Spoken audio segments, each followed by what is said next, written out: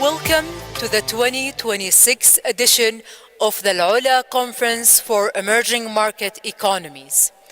Kindly take your seats as we will begin.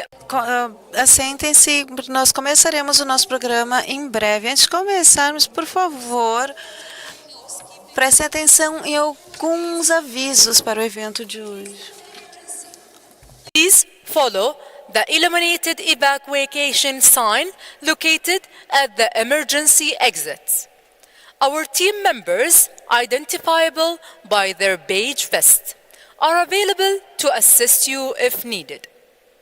We will be taking a short break at 11:35, and lunch will be served at 14:25. For the full program, simply scan the QR code in your badge. Translation is available in Arabic, English, French, Chinese, Spanish, Portuguese, Russian, and Polish. Headsets are available in your seats if needed. Thank you, and we look forward to an insightful and productive conference.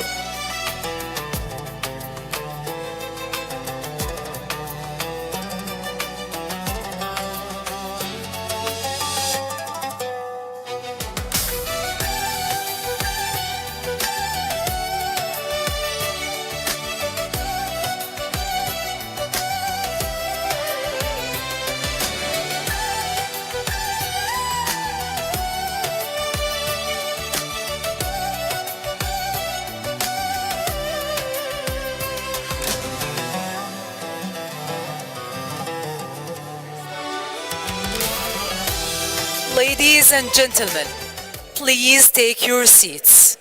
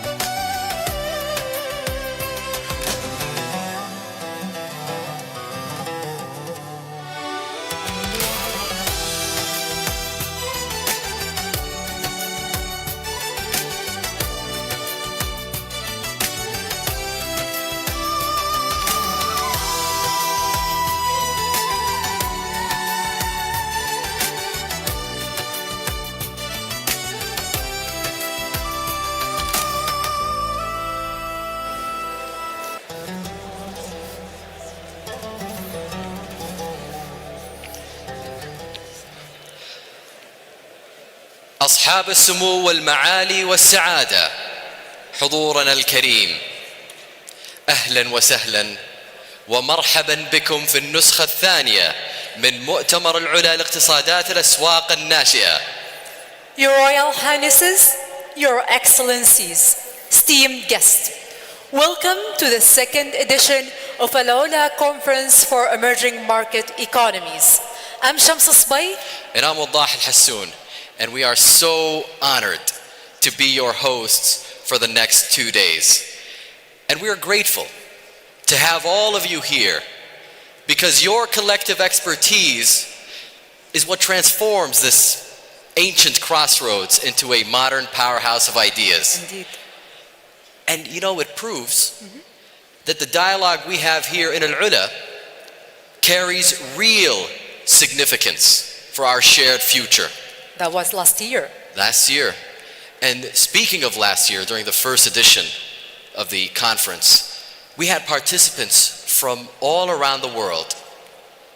And they came together to discuss restoring growth, strengthening resilience. And the conversations, what was so amazing about the conversations, that they were grounded in data and evidence. And they went far beyond the numbers. Far beyond the numbers, and they continued to resonate. They never faded, Shams. At all. They continue to resonate and shape ideas, shape partnerships, and the actions that bring us all here today. It really did, Wadah. However, what we face is a different kind of shift. In a global economic environment, markets, it's uncertainty.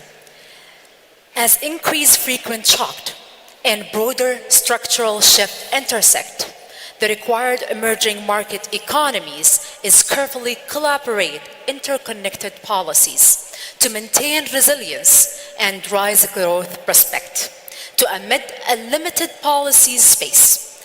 That's why we are gathered here today. We are gathered to address an urgent reality. Under our theme, Policies amid a reset of international trade and financial system. 100%, Yeah. Shams. And that is precisely why it is so crucial for us to be here today. We're not here to observe the change or wait for it to happen. We are here to lead the change. And to do it. and to do it. And our vision is clear: shaping emerging market economies' policy agenda to promote economic growth and prosperity while reinforcing global economic stability. بس وضح, before we dive into our agenda today, there is something. Yes, we do have something for you. We have a video. And this video, what can I say? It captures the essence of our theme and our vision. And it serves as a reminder that solutions are not awaited, solutions are created. Enjoy it.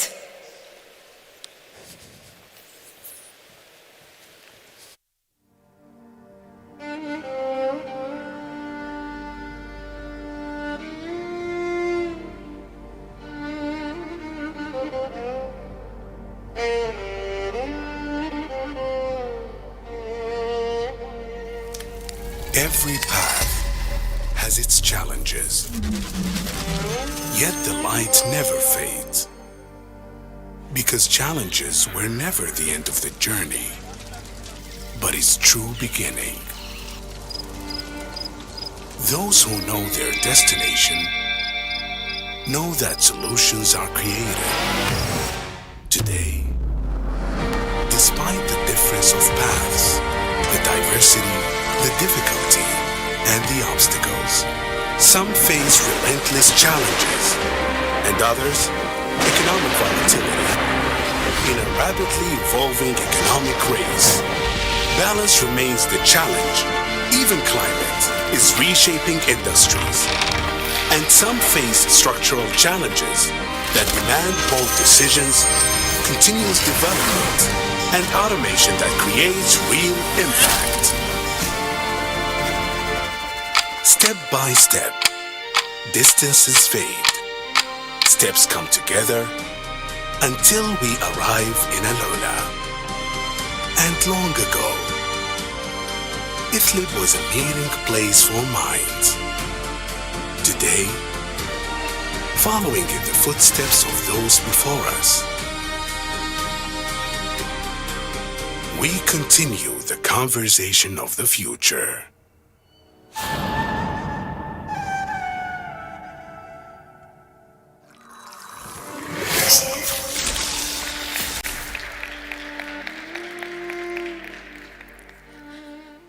Those who know their destination, they know that solutions are created. What a powerful film to start our conference today with it, to set the tone of our day. Your Royal Highnesses, Your Excellencies, esteemed guests, to commence the AlUla Conference for Emerging Market Economies, I have the honor to invite His Excellency, the Minister of Finance of Saudi Arabia, Mr. Mohammed Al-Jad'an, to deliver his opening remark.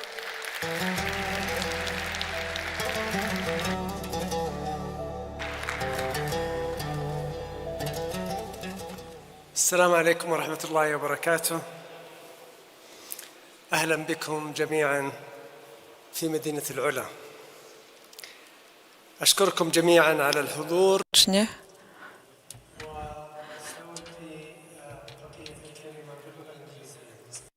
Worry about your headsets. Distinguished governors, ministers, and by the way, I literally meant to start with governors because they always feel that they are coming after ministers. So for a change, I will address governors before the ministers. We need them particularly at this time.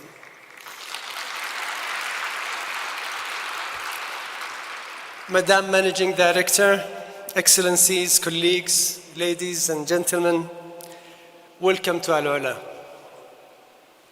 It is a real pleasure to host you once again in Saudi Arabia and to co-convene this important dialogue with our partners at the International Monetary Fund. I would like to begin by expressing our sincere appreciation to the IMF, to the Managing Director, to her team, for their continued partnership, intellectual leadership, and commitment to strengthening support for emerging markets and developing economies. This conference takes place at a moment of profound transition in a global economy. Emerging markets and developing economies now account for nearly 60% of the global GDP in a purchasing power terms, and over 70% of global growth. Indeed, they have become an increasingly important driver of global growth, with their share of global economy more than doubling since 2000. Today, the 10 emerging economies in the G20 alone account for more than half of the world growth. Yet, they face a more complex and fragmented environment, elevated debt levels, slower trade growth, and increasing exposure to geopolitical shocks. Unfortunately, more than half of low-income countries are either in or at the risk of debt distress. At the same time, global trade growth has slowed at around half of what it was pre the pandemic. While capital flows to emerging markets remain volatile and highly sensitive to global monetary conditions. These are not cyclical challenges alone. They actually reflect a deeper structural shift that require a policy response that are credible, coordinated, and most importantly, country-owned. The purpose of this conference is therefore very clear. It is not to make statements, but to exchange practical policy experiences. It is not to debate abstract frameworks, but to focus on an implementation under a real and serious constraints. It is not to treat emerging markets as a single group, but to recognize their diversity and shared interests. From Saudi Arabia's perspective, our experience over the past decade has reinforced 3 lessons that may be relevant to our discussion, and I would like to share them with you. First, macroeconomic stability is not the enemy of growth. It is actually the foundation. Credible physical framework, clear medium-term anchors, and disciplined debt management create the space for investment and reform, especially in a volatile global conditions. Second, structural reforms deliver results only when institutions deliver. So there is no point of reforming and talking about reforms if the institutions are unable to deliver on these reforms. Policy credibility comes from execution, not from plans. From governance, from transparency, and the ability to translate strategies and plans into outcomes and impacts. Third, international cooperation matters more, not less, in a fragmented world. Strong multilateral institutions effective surveillance, and adequate global financial safety nets are essential, particularly for emerging and developing economies, navigating repeated shocks. We really must find common ground to serve the common good. This is why our partnership as a group with the multilateral institutions such as the IMF and the World Bank Group is so important. They play a critical role not only as a lender of last resort, but as a trusted advisor, as a convener, and as a steward for a global economic cooperation. Over today and tomorrow, I would really encourage all of us to be candid, forward-looking, and solution-oriented. The discussions here in AlUla should help shape how emerging markets respond collectively and individually to a rapidly challenging global landscape. Once again, thank you for being here, and I will stop. Thank you very much.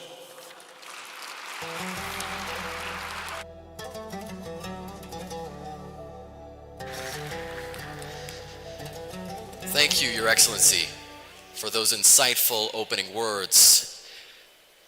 Now, building on that vision for a resilient global future, please help me in welcoming Her Excellency, the Managing Director of the International Monetary Fund, Dr. Kristalina Georgieva, for her opening remarks.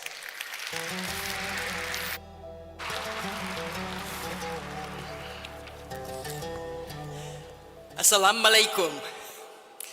A very good morning to all, and most sincere, deeply felt thanks to Minister Al-Jadaan, to the Saudi Arabia authorities for bringing us to this beautiful place for the second edition of the AlUla Emerging Markets Conference.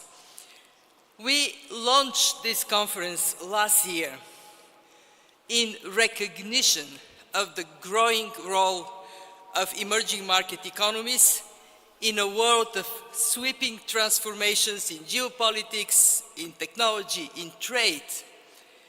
And I came out of this gathering, probably as many of those who were here did, with a sense of hope for the pragmatic attitude and the determination to pursue good policies and build strong institutions, exactly in the spirit of what we heard from Minister Al-Jadaan.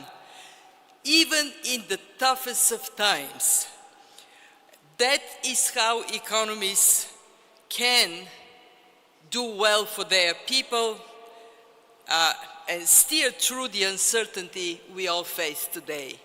I also came out of the meeting with admiration for the strength that emerging market economies demonstrate in action, in what you do. There is a lot to be positive about. Our research shows that emerging markets have more independent central banks, clearer inflation targets to anchor monetary policy, less reliance on foreign exchange interventions to absorb stocks, fiscal policy that is well anchored in medium-term frameworks. I am particularly impressed how many countries moved forward with adopting fiscal rules so they can have entrenched budget discipline for their economies. Simply put, good policies pay off. Growth rates across emerging markets at around 4% this year exceed by a large margin those of advanced economies that are around 1.5%. And the share of emerging markets in the world economy well exceeds half. We are now at over 56% in the pie that we create together. Yet let me give us a note of caution. Growth still lacks pre-pandemic levels, and this is doubly concerning as we will surely experience more shocks, but face them with depleted fiscal buffers in many places, with high spending pressures practically everywhere, and rising debt levels in many countries. Two policy priorities stand up. First priority, unleash private sector-led growth by cutting red tape, deepening financial markets, strengthening institutions, improving governance. Minister Al-Jadaan spoke very adequately about that. And helping young people develop new skills for the jobs of tomorrow, helping young people be entrepreneurs rather than dependent on somebody else to give them a job. Second priority, step up integration. In a world of shifting alliances and trade patterns, there are new opportunities for cooperation at the regional and cross-regional levels. And on this, emerging markets are leading the way, from the GCC to ASEAN, to the African Continental Free Trade Area, to Mercosur. Lowering barriers and deepening integration can help preserve trade as an engine of growth. Coming back to where I started, our second gathering here in AlUla. Very impressive attendance. We added more preparatory work and research targeted to underpin discussions at the conference. We have also added closed-door thematic sessions, and this proves that Minister Al-Jadaan foresaw something that is so very clear. Emerging markets are a growing source and force of global leadership, and they need a dedicated space for dialogue. In a more fragmented world, you come together to strengthen your ties. You discuss top-of-mind issues like prospects for global trade, managing uncertainty, monetary policy, and the role of private sector-led growth. And you build the mutual understanding and respect that forms the fertile ground for cooperation. I very much look forward to listening to the discussions. We learn so much when we come together, and how blessed we are to do so in the most beautiful of settings. Thank you.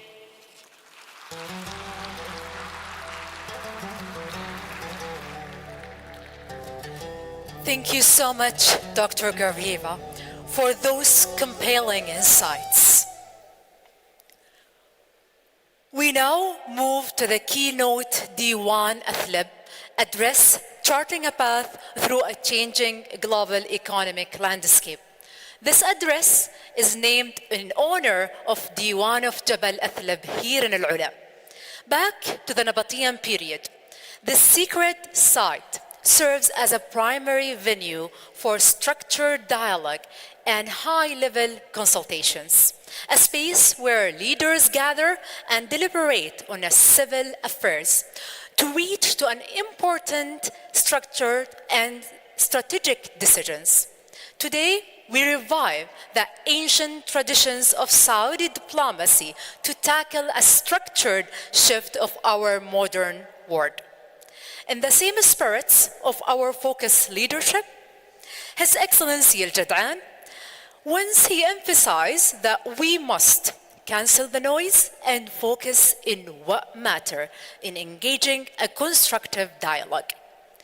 To lead to this collective purpose, please welcome to the stage with me His Excellency, the Minister of Finance of the People's Republic of China, Mr. Lan Huan, to deliver his keynote D1 address entitled Charting a Path Through a Changing Global Economic Landscape. Please welcome him.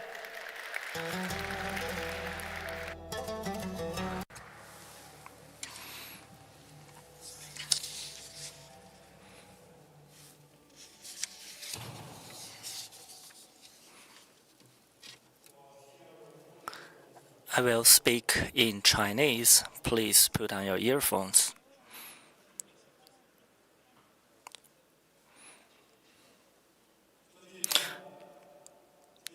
Respected Minister Al Jadan, Managing Director Georgieva, dear guests, ladies and gentlemen, good morning. It is my great honor to join all of you here in the beautiful AlUla for the second AlUla Conference for Emerging Market Economies. I would like to express my gratitude to the Ministry of Finance of Saudi Arabia and the IMF for inviting me to discuss with you how emerging market economies can chart a path through a changing global economic landscape against the backdrop of changes unseen in a century.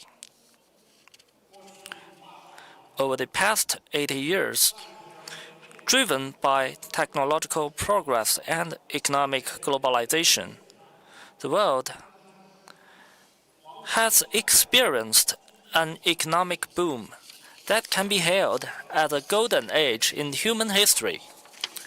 Currently, the world has entered a new period of turbulence and transformation.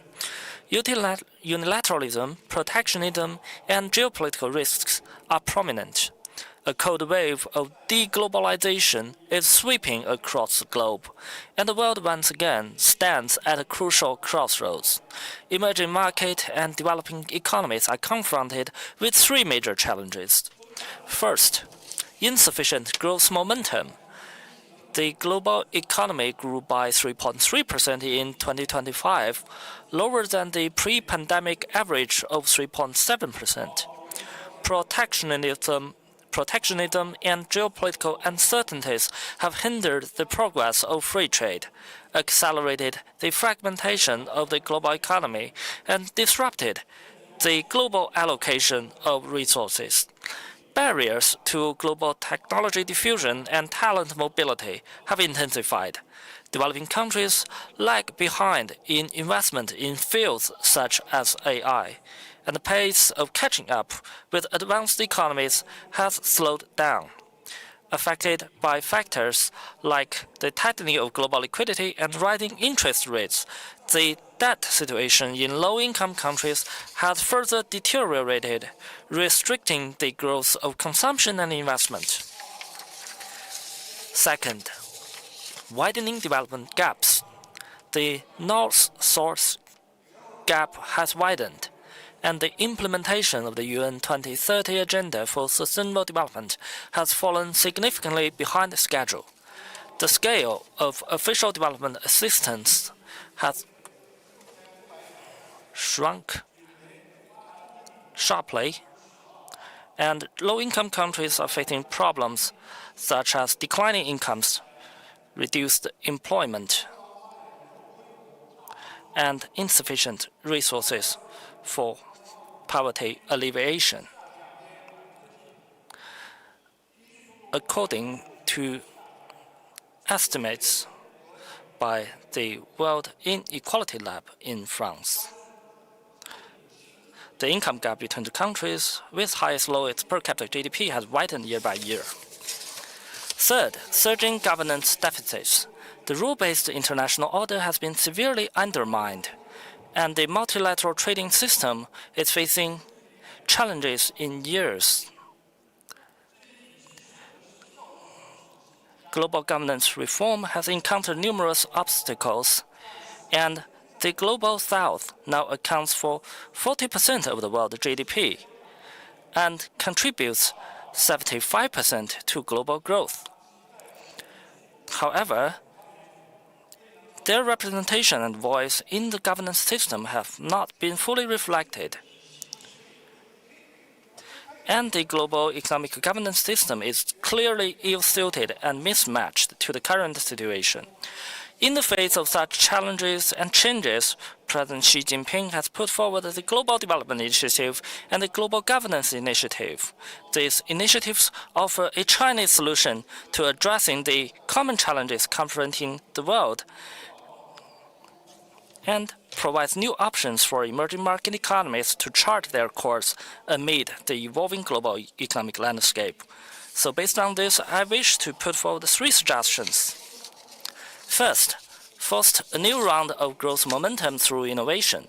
We should seize the historic opportunity brought by the new round of scientific and technological renovation and industrial transformation, improve policies and measures to encourage technological innovation, accelerate the transition from old to new growth drivers, promote the transformation of scientific and technological achievements into practical productive forces, and create new sources of economic growth. Meanwhile, we should strengthen international cooperation in the field of technology, facilitate the sharing and transformation of technological achievements, and promote the sharing of opportunities arising from the new round of scientific and technological revolution, and industrial transformation to ensure that technological revolutions represented by artificial intelligence benefit more countries rather than widen the digital divide. Second, promote the common development of the Global South through cooperation.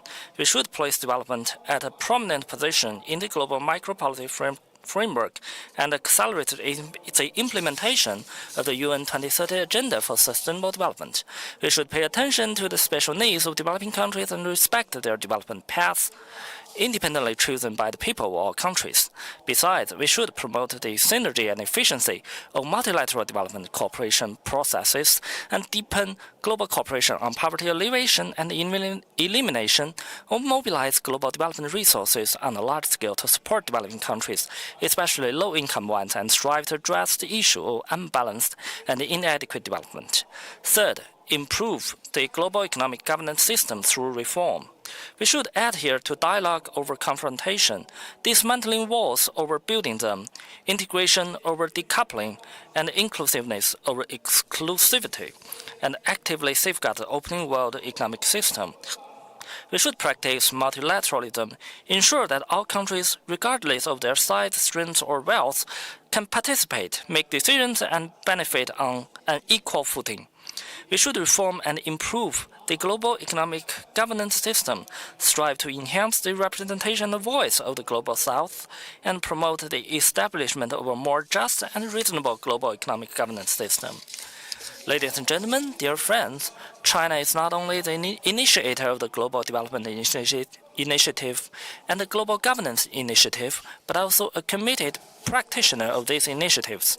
Over the years, China has followed an innovation-driven development path, worked with other developing countries to pursue common development and cooperation, and continuously provided new opportunities for the world through its own development. In terms of innovation-driven development, guided by scientific and technological innovation, China has stepped up efforts to cultivate and strengthen new growth drivers. We have not only accelerated the application of scenarios in fields such as AI, big data, and cloud computing, vigorously developed big data-based models, but also actively promoted the wide application of low-cost and high-performance models. China's DeepSeek sticks to an open source and open development path, characterized by inclusiveness, embeddability, and modularity. We accelerate the AI Plus initiative to empower various industries, enabling more developing countries to embrace the opportunities brought by the popularization of AI. In terms of pursuing common development, China has joined hands with the Global South to enhance self-improvement with a focus on advancing cooperation in poverty alleviation, food security, development financing, and climate change. China grants zero-tariff treatment to products from all least developed countries that have established diplomatic ties with China. We have actively increased development financing and become the largest developing country donor to IDA. We keep paying attention to debt sustainability in developing countries. Since the DSSI and the Common Framework were ratified during the G20 Saudi presidency in 2020, all parties have suspended debt payments totaling approximately $12.9 billion, with China making the largest contribution, accounting for 43% of the total. China has also played a constructive role in the whole process of the debt treatment of 4 country cases under the Common Framework. As co-chair of the OCC for the 4 countries, China has played a key role in advancing the debt treatment of these countries. In terms of promoting governance, together with other countries in the Global South, China firmly upholds the rule-based multilateral trading system with the WTO at its core and firmly supports the reform of the WTO. We promote the shareholding reform of the World Bank and the quota reform of the IMF to further enhance the representation and voice of developing countries. China has initiated and supported the growth of new development institutions such as the AIIB and the NDB. During the Shanghai Cooperation Organization Tianjin Summit last year, China promoted the establishment of the SCO Development Bank, which will provide a great platform and create conditions for the Global South to participate in global economic governance. Over the years, China has always been a stable engine driving global growth. Regardless of changes in the international environment, China's economy has maintained a steady growth, contributing approximately 30% to global growth and providing certainties to the global economy. China is the world's second largest consumer market and import market, with consumption exceeding $7 trillion, investment exceeding $7 trillion, and imports reaching $3 trillion. We have built the world's largest renewable energy system and the most complete new energy industrial chain, enjoying enormous growth potential in various aspects. Last October, China adopted the proposals for the 15th five-year plan. Over the next 5 years, we will further implement the new development philosophy featuring innovation, coordination, green development, openness, and sharing put forward by President Xi Jinping. We will coordinate domestic and international situations, accelerate the establishment of a new development pattern, take expanding domestic demand as a strategic measure, adhere to opening up, and continue to promote high-quality development, and pay special attention to boosting consumption. We will provide the most precious and scarce certainty to a turbulent world and offer more China opportunities to other countries. Ladies and gentlemen, dear friends, as an Arab proverb says, "He who travels alone goes far, those who travel together go far." This echoes the spirit of harmony, peaceful coexistence, mutual benefit, and reciprocity embodied in the ancient Silk Road. AlUla carries the memory of civilizations connecting the past and the present, as well as the East and West. And it is also a new starting point for emerging market economies to explore the path of common development. Starting from AlUla, let us follow the ancient and ever-renewing Silk Road, join hands to move towards a more prosperous, just, and inclusive world. The Chinese New Year of the Horse is approaching. In traditional Chinese culture, the horse symbolizes progress and vitality, and the Year of the Horse is regarded as a year full of hope and opportunities. We are ready to join hands with emerging market economies to embark on a new journey of cooperation and achieve new development featuring win-win outcomes. Thank you.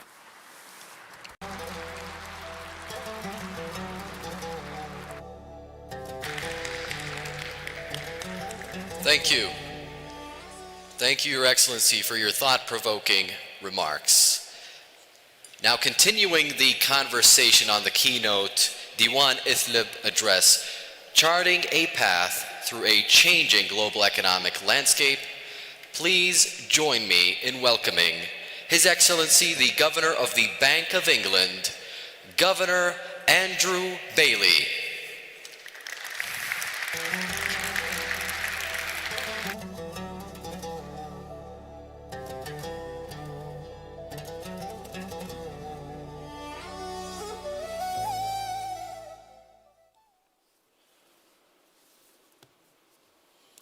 Well, thank you. 非常感谢各位，非常 And also have the opportunity to share thoughts at this very important conference. You've given us the task of setting the scene in terms of current context of the world economy, which of course is a pretty big canvas to roll out and paint on, so I will have a go. I'm going to start with some good news. I think it's important to do that. I think the world economy has been quite remarkably resilient in many ways in the face of very substantial policy uncertainty. And although this uncertainty has weighed certainly on the level of activity, and accepting, as is very important to do, that there is varying momentum of economic activity across countries and across sectors and regions, the world economy has shown in the last year an impressive ability to adapt to what is a very shifting landscape.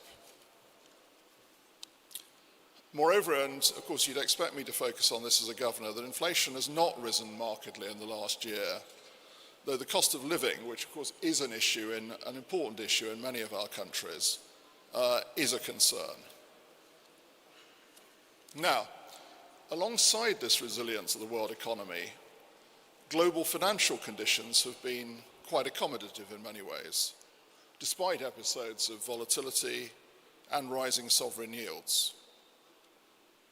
An important part of that has been equity valuations in the technology sector, and particularly in the AI part of it. So I would conclude that overall market conditions could have been much worse, in fact, given the backdrop. And the fact that they haven't been so, I think, does reflect one or two important points that it's worth drawing out. First of all, markets have become quite cautious in their reactions. It is, of course, the case that not all of the initial policy announcements of policy shifts have been followed through to the word. And on occasions, the impact of those announcements on economies and financial markets has not been quite as initially predicted.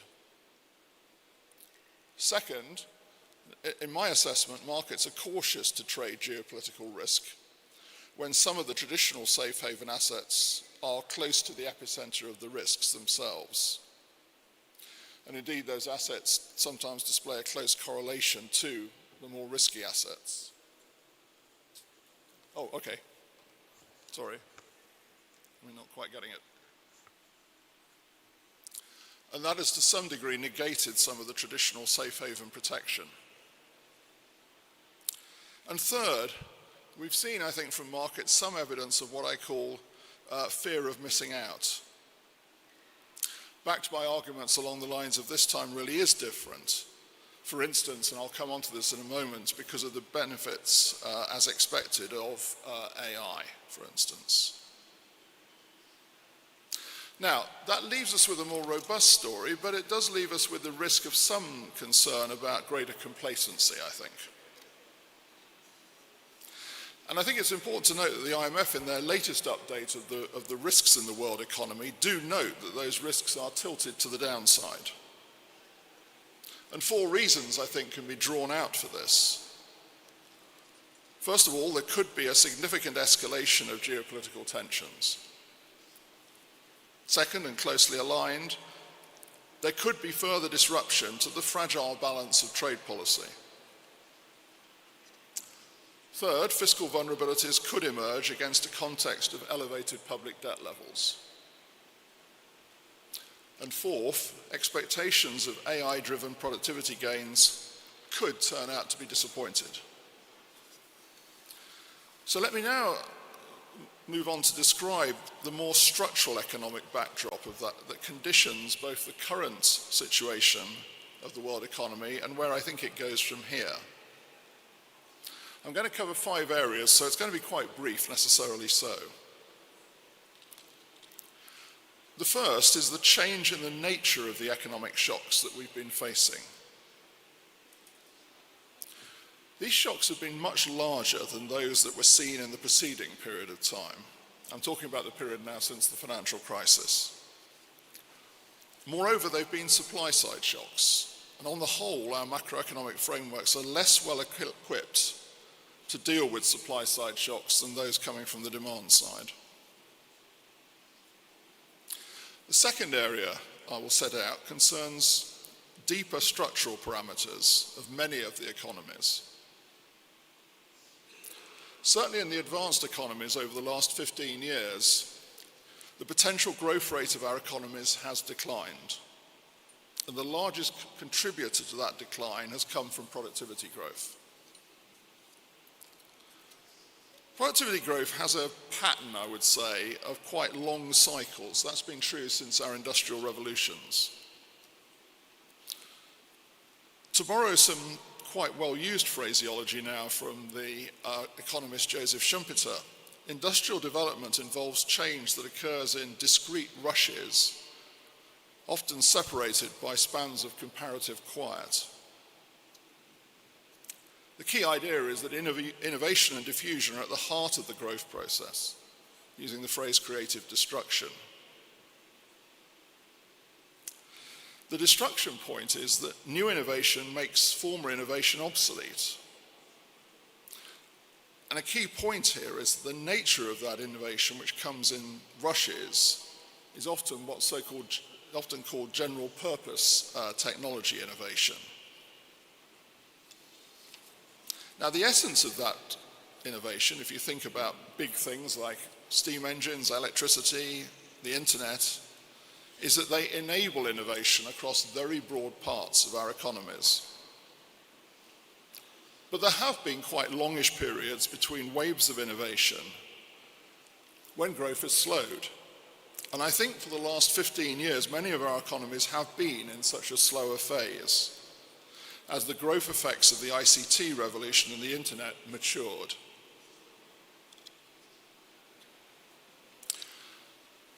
The third broad area of structural economic backdrop comes from a common feature of quite a lot of economies, that we are seeing average aging of our populations and a falling replacement rate. Not true in the whole world, I know, but true in many economies. And this creates lower economic growth by reducing labour supply and putting pressure on fiscal positions. And I would add that in certainly looking at my own economy, this issue has been around for a long time. It's been much discussed in conferences like this one, but I'm not sure it's really sunk into the wider debate. The fourth broad area concerns trade and global imbalances. Before we had the theory of creative destruction, classical economists gave us a trade-based model of growth, setting out how trade facilitated the division of labour and how that was a basis then for supporting growth. It follows from that, I'm afraid, that a reversal of trade openness has negative growth effects. And those effects, of course, are likely to be larger for more open economies. simply because the gains and losses from trade are larger for those more open economies.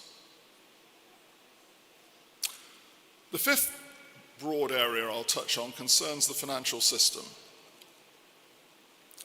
Over the period since the financial crisis, we've seen profound changes in the financial system.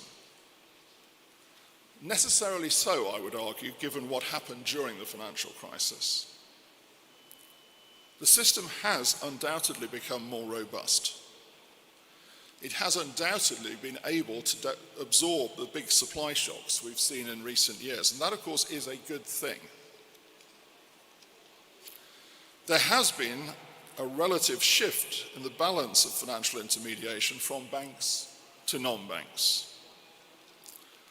But the banking system remains a crucial source of credit to support our economies, and it remains the crucial source of liquidity and funding, including to the non-bank financial world. Banks remain unique in the private sector as the holders of most of the stock of money in the system. Alongside this, there have been profound changes in core government bond markets. The rise of so-called private asset markets, and innovations which seek to broaden the scope of private sector money. These are very big changes going on around us in the financial system.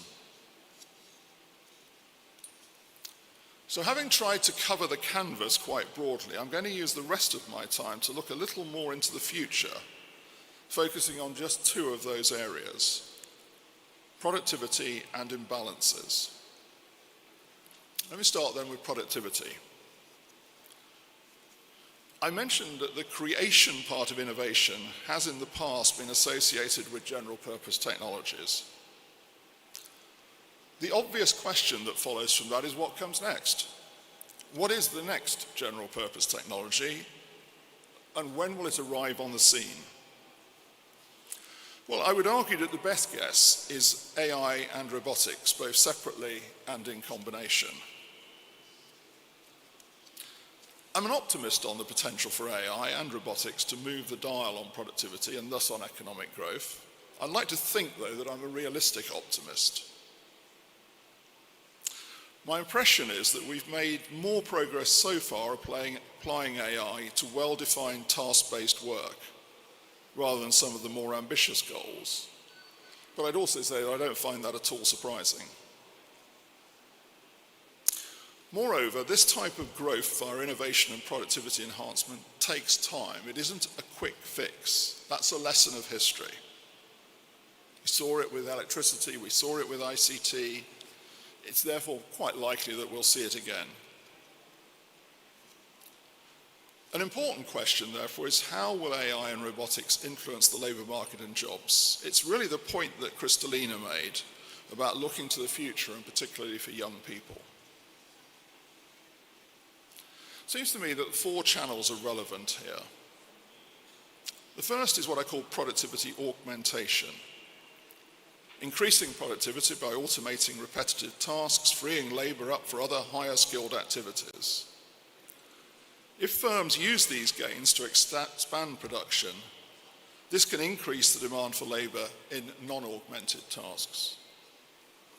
The second is displacement automations, which will reduce the demand for labour in certain jobs. The third is reinstatement via new tasks. Whereas we saw in the past, technology innovation creates new tasks, ones that could not have been imagined before it happened. And the fourth one is a more compositional reallocation. Aggregate employment may not change much, but AI and robotics will reallocate jobs between sectors. Some industries might shrink, others can grow. And that means, of course, that labour will need to retrain and adapt to new skills. So the overall effect, it seems to me, will depend on the mix of these channels, and that is, of course, at the moment, highly uncertain. We may see some displacement indirectly. I think we can see some evidence of that in the UK already beginning to happen. But we've also seen some evidence of new jobs arising, new tasks arising, new jobs arising. So let me conclude with 2 points on productivity and AI.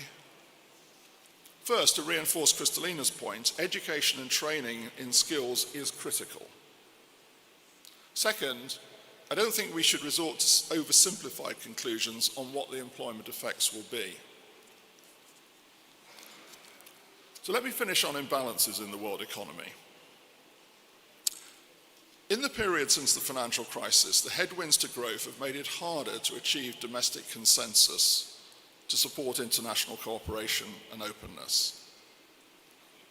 While it's true that openness supports growth and has reduced global poverty, it has had distributional consequences in economies, and there has been an undermining of domestic cohesion in quite a few countries, and that's created opposition to economic openness.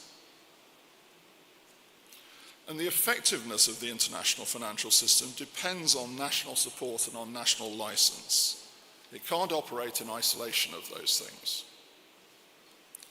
The goals of international cooperation must sit alongside domestic national policy objectives. But there must also be scope for international goals to shape those domestic objectives. It can't be a one-way street. And this principle must apply to all participants.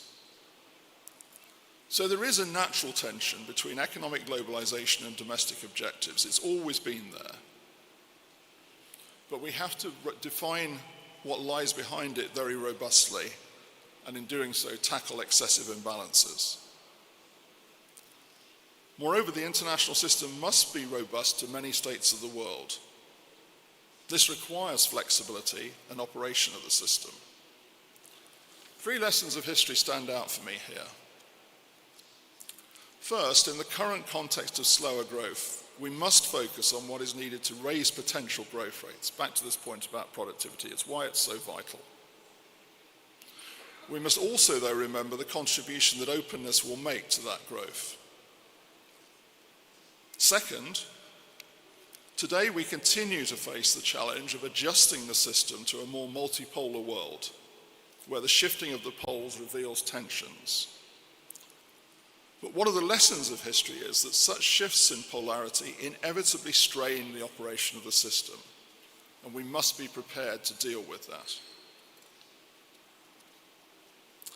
My third lesson is that the record since Bretton Woods suggests that the international financial institutions have actually been pretty good at institutional recalibration. Now let me make one final point on this. The question has been raised of whether the future lies more in so-called variable geometry, partnerships of the willing and aligned, if you like. There may be a role for that in some fields of public policy. To some degree there always has been. But I would argue strongly that it does not apply in the world of international finance. And that's because the benefits come precisely because national borders are not restrictive to activity. International finance does not stop at our borders. This, of course, is a strength of our system. But we have to balance that strength with effective tools that can assess and manage the resulting risks to monetary and financial stability. And that's our job. And we must do it in the global institutional framework. Speaking for the Financial Stability Board, which I chair, this reinforces the importance of international standards to support global financial stability and the global level playing field. That's a field on which firms can compete. And all of this is supported by active surveillance of emerging risks and vulnerabilities. And that is our duty to uphold those responsibilities and to do it thoroughly. But let me end on a personal note. We, of course, need strong collective and individual leadership. An important part of that leadership is the International Monetary and Financial Committee. The IMFC advises the IMF on the international monetary and financial system. And we are very fortunate to have Minister Al-Jadaan leading us as chair of the IMFC. Mohammed, thank you. Thank you.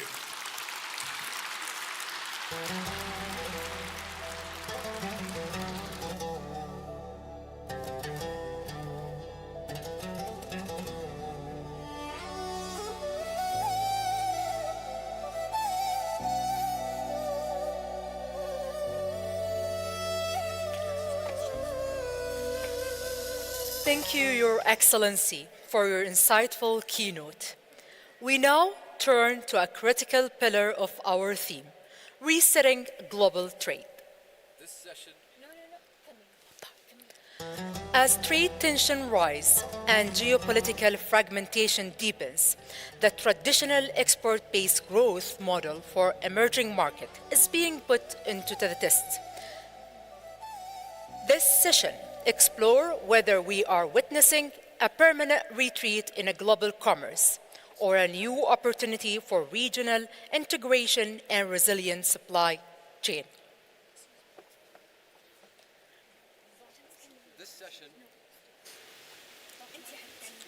This session will be moderated by Pierre-Olivier Gorenchas, Economic Counselor and Director of the Research Department at the International Monetary Fund.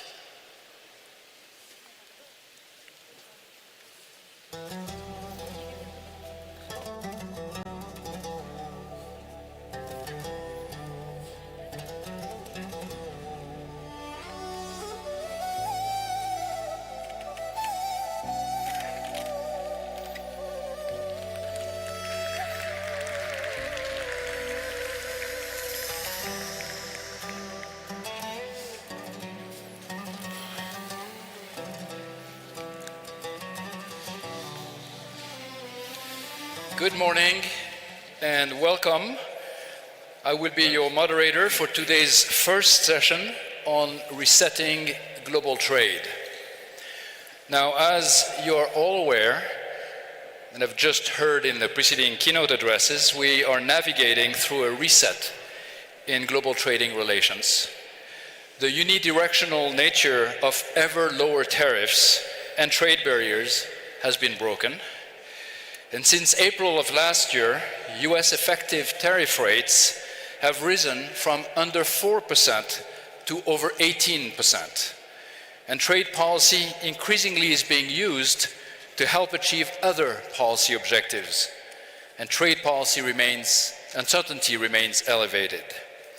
Now, in this session, our distinguished panel will explore what the implications are of trade tensions and the shifting trade landscape for the global economy and emerging market economies in particular. What are the risks and opportunities as trade and investment margins realign? How should emerging market policymakers respond?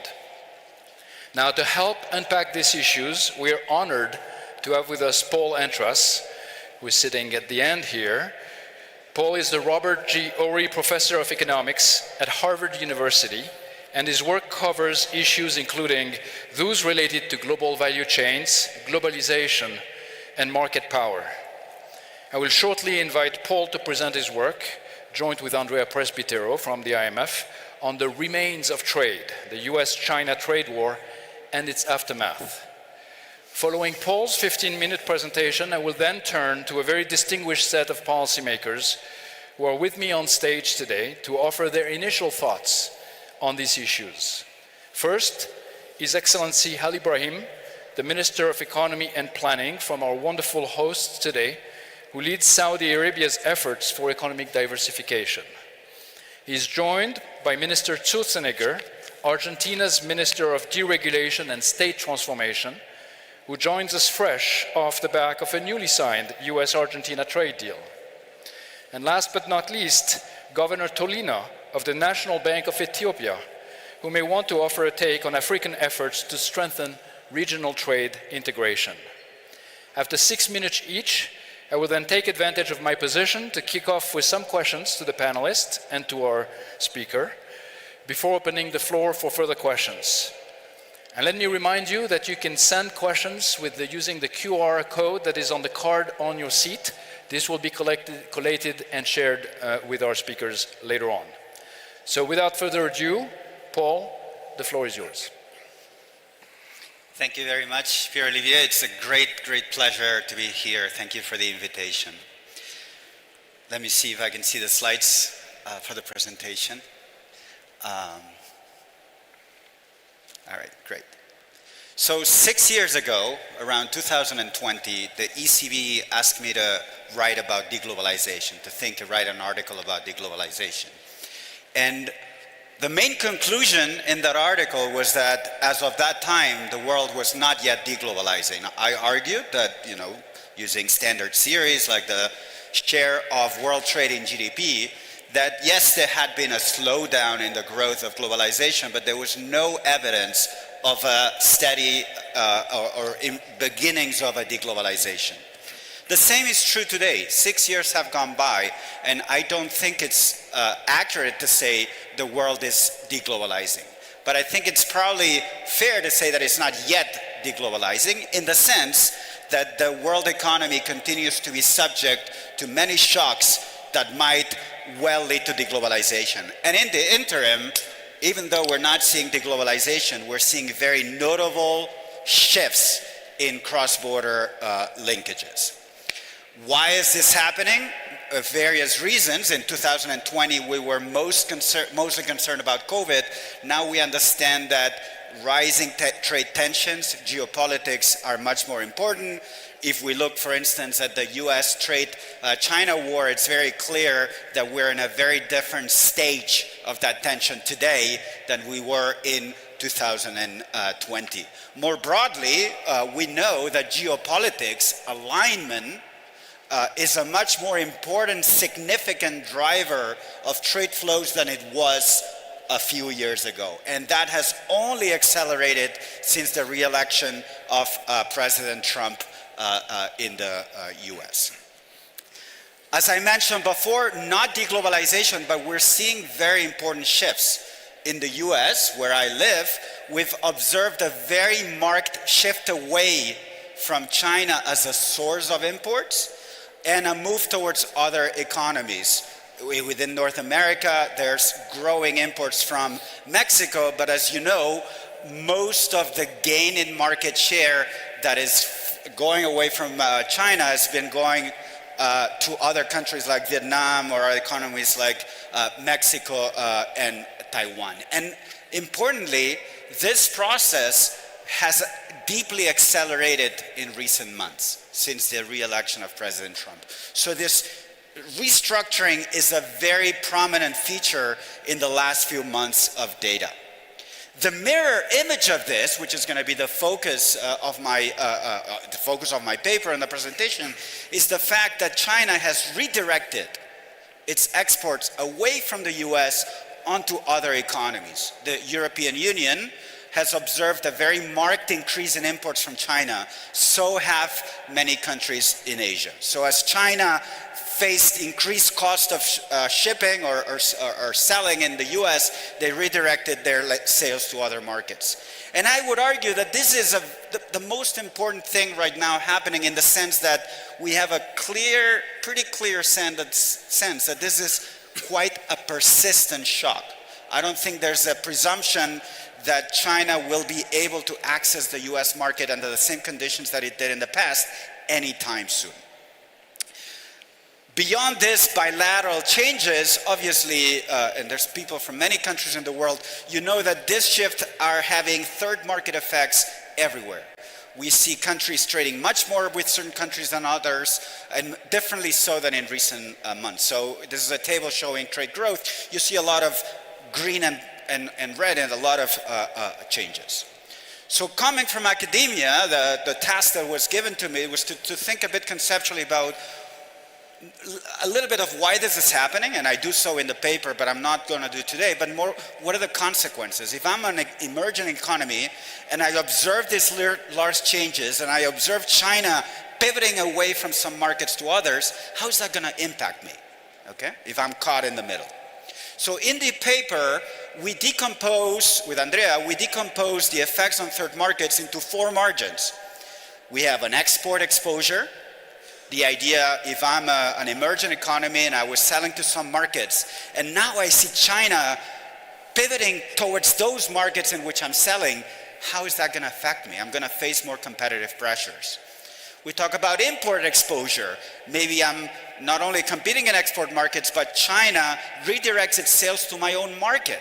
How is that going to impact if I start importing much more from China than I did in the past? Think about the EU in the graph before. There's many emerging economies that are witnessing the same growth in Chinese imports. I'm going to focus on this too today. I don't have much time. In the article, we talk about intermediate inputs. Part of the import exposure is not just bringing more finished goods from China. There's going to be more machinery, more intermediate inputs that are going to be flowing from China. And we also talk about rerouting, something that has been talked a lot about, how I told you there are declining imports from China into the US, but increasing imports from Mexico. A lot of people have sort of argued that this is an instance of rerouting, where a lot of Chinese activity has migrated to other countries, and Chinese value added is finding its way into the US through third markets. So we talk a little bit about that, but I'm not going to have much time to talk about. I want to give you a sense of what we do with some of these margins, and if there's interest, I'm here for the conference, happy to talk more offline. So export exposure. Again, the idea that certain countries might be observing what's happening with some anxiety because they observe China moving to some markets that were important for them in terms of exports. How do we measure that export competition? We started with the canonical way to do that in policy and in academia, which is by looking at export similarity. The extent to which a country's exports are similar in terms of industry composition and destination markets to the exports of China. If I'm selling the same things as China in the same markets, I might worry that as they increase their sales in those markets, I'm going to be facing more competitive pressures. So there's a well-established way to measure export similarity. That's the finger and Kreining method. Okay? If you compute this export similarity, what you observe is that the set of economies that are most impacted in this, according to this measure, are going to be many Asian economies, some European economies. You observe that there are fairly large economies being impacted by this shock. Now, this may seem reasonable, and it seemed reasonable to us, but when we started thinking a bit more deeply about the measure, we started having a bit of second thoughts. You know, everybody's using this measure, but why? I'm a theorist by heart, so I started thinking, why should I be using this measure? And then what we realized is maybe we shouldn't. Maybe we should think a little bit more conceptually about what does it mean to face a competition in export markets. What would a standard economic model tell you would be indicators of those pressures? And we developed precisely a measure of export competition that turns out to be shaped by three fairly easily measurable objects in the data.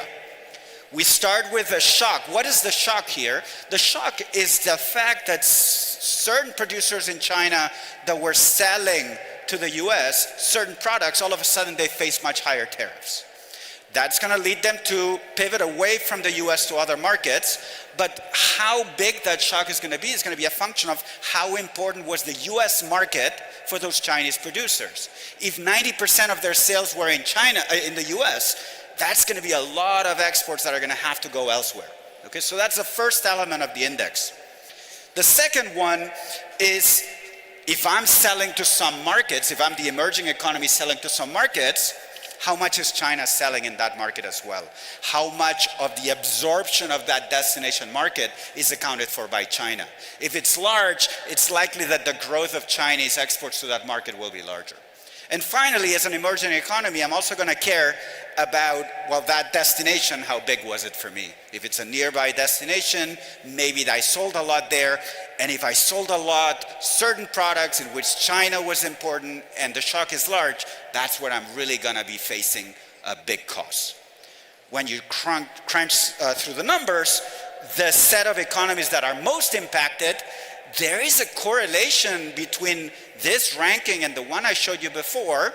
In fact, it's a positive correlation, but there's some very clear differences. The correlation is far from perfect. What you observe here is a lot of the large economies have disappeared. Okay? Yes, they have similar export structure than China, but it is really smaller economies that are much more vulnerable to this shock. Many emerging economies rather than advanced economies. positive correlation, but some Asian economies are much more impacted than the export similarity would tell you, and other economies, more advanced economies, are less affected. I don't have much time, but something else we do in the paper is argue that perhaps this pivoting away from the US and to other markets, there's going to be significant changes by which China might start exporting a lot to markets in which it didn't sell beforehand. And our baseline index doesn't capture that well, so we have a variation that allows for this more direct switching of destinations. And what, the main thing that comes out of here is that European economies that are typically more insulated from the shock, if China were to move to a lot of the markets where European firms sell, that could be more costly for them. Okay? So that's the export margin. Let me tell you a bit about the import margin, which again is less about I'm competing with Chinese exporters in other markets, but this Chinese exports in new markets, those new markets might be emerging economies that are now seeing more imports from China. How do we measure that pressure? So we again start with import similarity. The idea that if I'm an economy and I tend to import the same goods that the US imported from China before the shock, it's likely that then I'm going to start importing much more from China than before. That's sort of a notion of import similarity. And you might ask yourself, how is that going to impact me? And we argue there's two main ways in which you're going to get impacted. First is your standard import competition. If I had some producers of the goods that I'm importing more of, those producers are going to be displaced, and I might worry about harming the domestic sector. Now, trade economists would always like you to remind you that imports are not just bad, they're also good, because if you're importing goods, you're buying them more cheaply than you would produce them.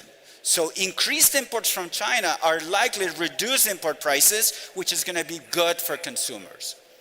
So import similarity kind of blends those two things, and you can compute it, and we compute import similarity, but then you don't know whether that's a good thing or a bad thing. So we construct indices that break import similarity into an import competition index, which is a measure of how much the local producers are going to shrink as a result of the shock. And you see that that is basically uncorrelated with import similarity. So the economies that are most impacted in terms of competition would be Bangladesh, Haiti, Vietnam. Other economies that have import similarity that is sizable with the US in terms of imports from China, like Saudi Arabia, they're not impacted because there are very few local producers of the set of things that Saudi Arabia imports from China. So that is not bad, it's actually good in terms of reducing import prices. There are many economies that tend to benefit from this shock because the fact that Chinese producers are not going to be able to sell in the US is going to make those Chinese products available in their local economies at lower prices. And that is a good thing. That is a good thing for consumers when we develop indices of intermediate input exposure. That is good for producers. If you can buy your inputs, your components, your machines cheaper than you did before, that is going to enhance your productivity. So I don't have time to go through that, but this is our indices that we have developed. I'm almost out of time, so let me just conclude with a summary of the paper. We argue that US-China trade tensions, maybe they're not deglobalizing, but they are creating important and sharp reallocations. There's been a corresponding reorientation of Chinese exports away from the US and onto other markets, and that is something that has accelerated a lot since Trump's re-election. These shifts are reshaping competitive conditions. I think trade ministries should keep a close eye at what is happening. And I think trade diversion, maybe we'll talk about this later, whether these countries can sell to the US or not. I'm sure we're going to hear from Argentina. It's certainly part of the story, but it's hard to make sense of it at this point with all the uncertainty in US policies. What is more clear, more permanent, is the fact that China is pivoting away from the US, and that is not going to be changing anytime soon. With that in mind, we developed tools to try to think about how our economy is impacted and under which margins are economies affected. To conclude, Obviously, there's a bigger picture here, and the opening speeches made reference to it. All this is happening against a world economy that is deeply changed, where geopolitics has shaping things much more than it did in the past, and where in the economy where I live, the US, we have an administration that is very much seems committed to protectionist policies and to extractive bilateral deals. And again, there's no presumption that this will change anytime soon. So to summarize, and sort of quoting a famous novel that inspired the title of this paper, the drama here is less in rupture, deglobalization, more about reorganization. Yes, there's continuity in the aggregate, the trade to GDP ratio is flat, but there's a profound reshuffling in who trades with whom and on what terms. Thank you. Thank you. Thank you, Paul. Now let's turn to Minister Ali Ibrahim. Quick remarks. Let me just check. Can you hear me? Okay, perfect. First, I'd like to start by thanking His Excellency Mohammed Al-Jdan and Her Excellency Kristalina Georgieva for convening us. This is continuously becoming a convening that's allowing for more depth, more dialogue, and ultimately also more delivery. So thank you for that. I think at the outset, I'll start by saying that given Paul's presentation, thank you for this research and this presentation, trade, global trade, is not coming to an end. Trade and investment is still central and crucial for a lot of economies, especially emerging market economies. And as such, they will always pursue, like you said, for trade to continue to flow. You talked about reallocation, and I think that's very potent. But today, what we were used to, which is a rules-based market system, this is becoming under strain. And then with this strain, we're seeing that resilience is making a difference. Countries that are built or designed to be more resilient with institutional capabilities could fare better. But before we get there, advanced economies have buffers and policy space, and that's allowing for them to withstand maybe the strain and the challenges. However, EMEs, emerging market economies, can't have the same flexibility, and it will be more of an imperative for them, a stronger imperative for them to adapt. And as reallocation becomes the norm that we're seeing today, we will see that countries will be exposed. Those who know how to adapt versus those who can't adapt. And as you said, US-China trade will not really reduce global trade. It will force some reallocation, which forces continuous adjustment that we have to get used to rather than collapse. And we shouldn't view these, I'd say, moments of pressure as inherent failures.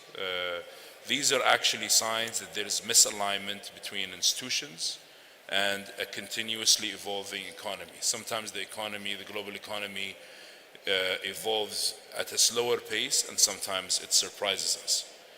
And dealing with this reallocation is not just about preserving a fixed notion of stability that gives us the illusion of control. It is about day-to-day disruption. Some people call it innovative policy making that allows us to really preempt these changes and be ready for it. And then and this requirement that we're seeing a clearer need for today will be a test on institutional delivery.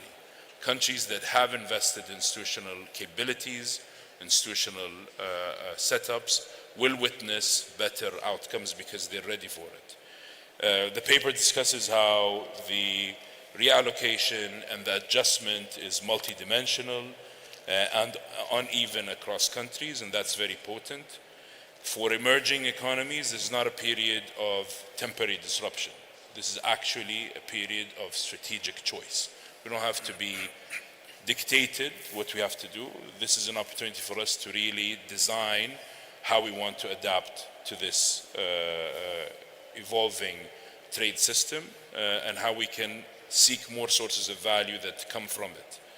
And this choice, the strategic choice, is exercised through institutions. These institutions will be the difference between whether a country will experience this adjustment as a cost or as a new source of value and maybe even a competitive advantage. And these countries will either be takers of a new global trade system or a global economic order, or they will be central actors in this reallocation, benefiting from it, despite most probably having similar resources to begin with. And when you talk about institutional capabilities, it's important to keep in mind speed and agility. For emerging market economies, I think generally, but specifically for emerging market economies, time is not neutral. Delay carries in macroeconomic cost that compounds over time. So countries that were able to compress decision cycles while preserving trust and credibility were able to turn that challenge or that speed actually into a strategic advantage.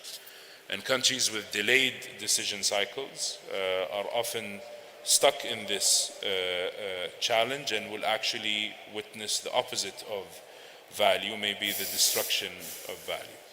And I think moving into this, if you want to call it a new world order or this new trade system where there's opportunities for emerging market economies and more stronger imperatives, we need to keep in mind, we've called it, I'd say, fragmented reallocation, but we can also consider this new type of globalization, one about unlocked potential. And if we acknowledge that countries, especially emerging market economies, have the right to unlock their potential, and if the global community accepts it, in fact, encourages it and demands it, then we're in a better, more ready position. And the imperative becomes something focused on genuine dialogue and a modernized, continuously evolving, rules-based system. The more there is predictability, the more we can react through agreed rules rather than through improvisation. And I think that's better as an outcome for the global economy. I'll leave it there. Thank you very much, Minister. I think there is a lot there that we will want to come back to, but let me turn it over to Minister Stutzenegger. Thank you, Pierre. And let me also start by thanking Minister Al-Jadaan and the Managing Director for the invitation, for the kind invitation to this wonderful setting, so it's a pleasure to be here. I really enjoyed the paper, the 70 pages of it. It was actually a book more than a paper, okay? So, but actually something very strange happened with me with this paper, because Pierre sent it to me and I was reading it. So I went over the app, so I was reading the first chapter, and then I have an alarm on my email. And the alarm on my email indicated I had to sign the trade agreement with the US, okay? And suddenly I was inside the paper, okay? So it was kind of weird. That had never happened, because Paul says geopolitical alignments are predictors of bilateral trade outcomes, and that was exactly what I was about to sign. So it's kind of like I was in a virtual reality of Paul Antra's paper, okay? So what I'm going to do is I'm going to use the experience of this trade agreement that we signed in the US to kind of go over some of the arguments that Paul does in his paper and try to shed some alternative light on some of the things that he says. Basically, he does three things. He says three things, or for me, kind of three more very important things. The first one is the share of China's exports into the US have had a dramatic fall. Actually, when I read the numbers, even kind of an informed policymaker, I was not aware of this, go from 22% of US imports to 8%. And this has happened over the last 10 years. Something which is interesting is that half of that happened before Trump, because we tend to associate this mostly to Trump's policy, but actually this is a process that was already occurring, of course with a big step in 2025, okay, as you just mentioned. The second point is that he has a whole section in the paper, he didn't have time to talk about it in his presentation, where he says if geopolitical power is more kind of evenly distributed in the world, that is going to make multilateralism more difficult, it's going to generate trade tensions, and probably would lead to this fragmented scenario that he was talking in his slide with higher tariffs, okay? And I want to kind of do a double click on that, because I want to give an alternative perspective on this second point.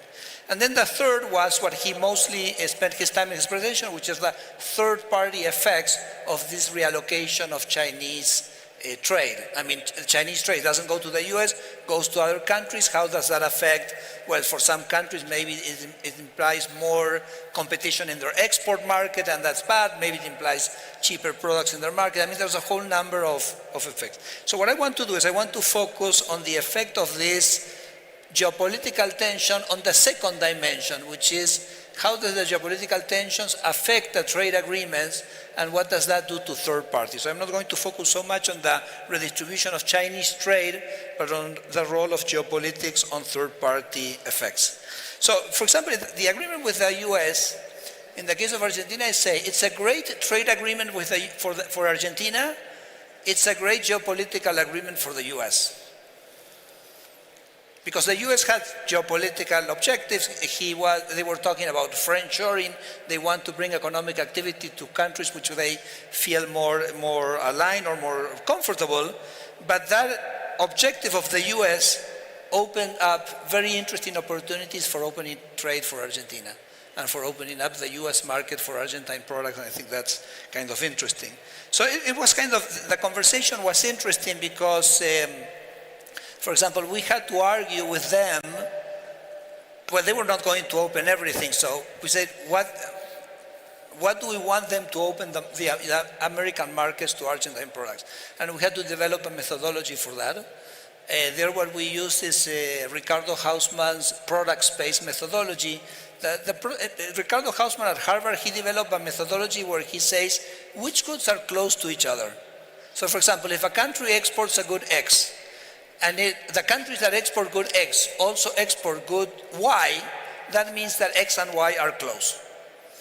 So basically we tried to find all the goods that were close to the goods on which Argentina had a comparative advantage, and we used that as an instrument to argue with them which are the goods that should be open and they should open. And actually what we achieved is that basically they capped the reciprocal tariff on all goods, and on about 2,000 products, they basically retracted that reciprocal tariff to zero. So I think that was a very good outcome for Argentina.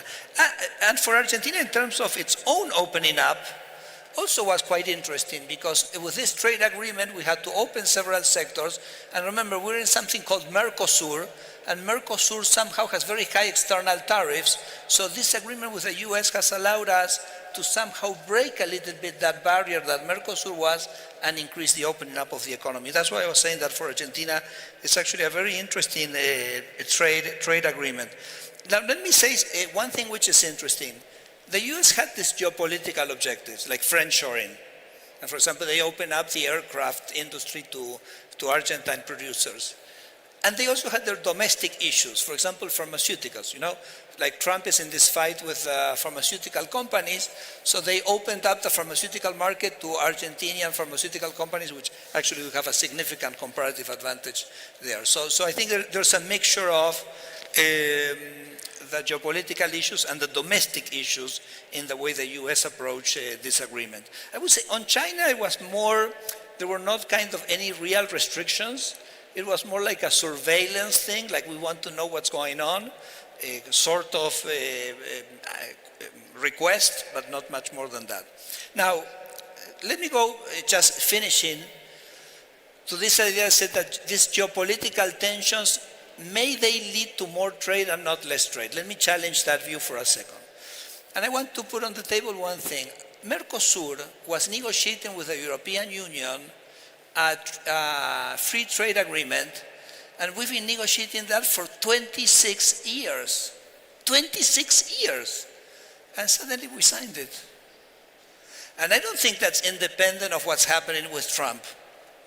So it's interesting because basically the US is kind of breaking this multilateralism, or this multilateralism is breaking because of the tensions, Paul, that you very well described, but it's generating this collateral avenues.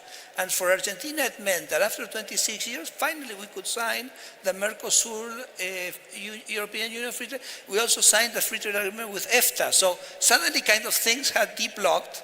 So may it be possible, and I pose this as a question, that the rupture of multilateralism may in the end lead to more trade and not less trade. So I leave that as a question which I think is interesting, and I don't think there's an obvious answer.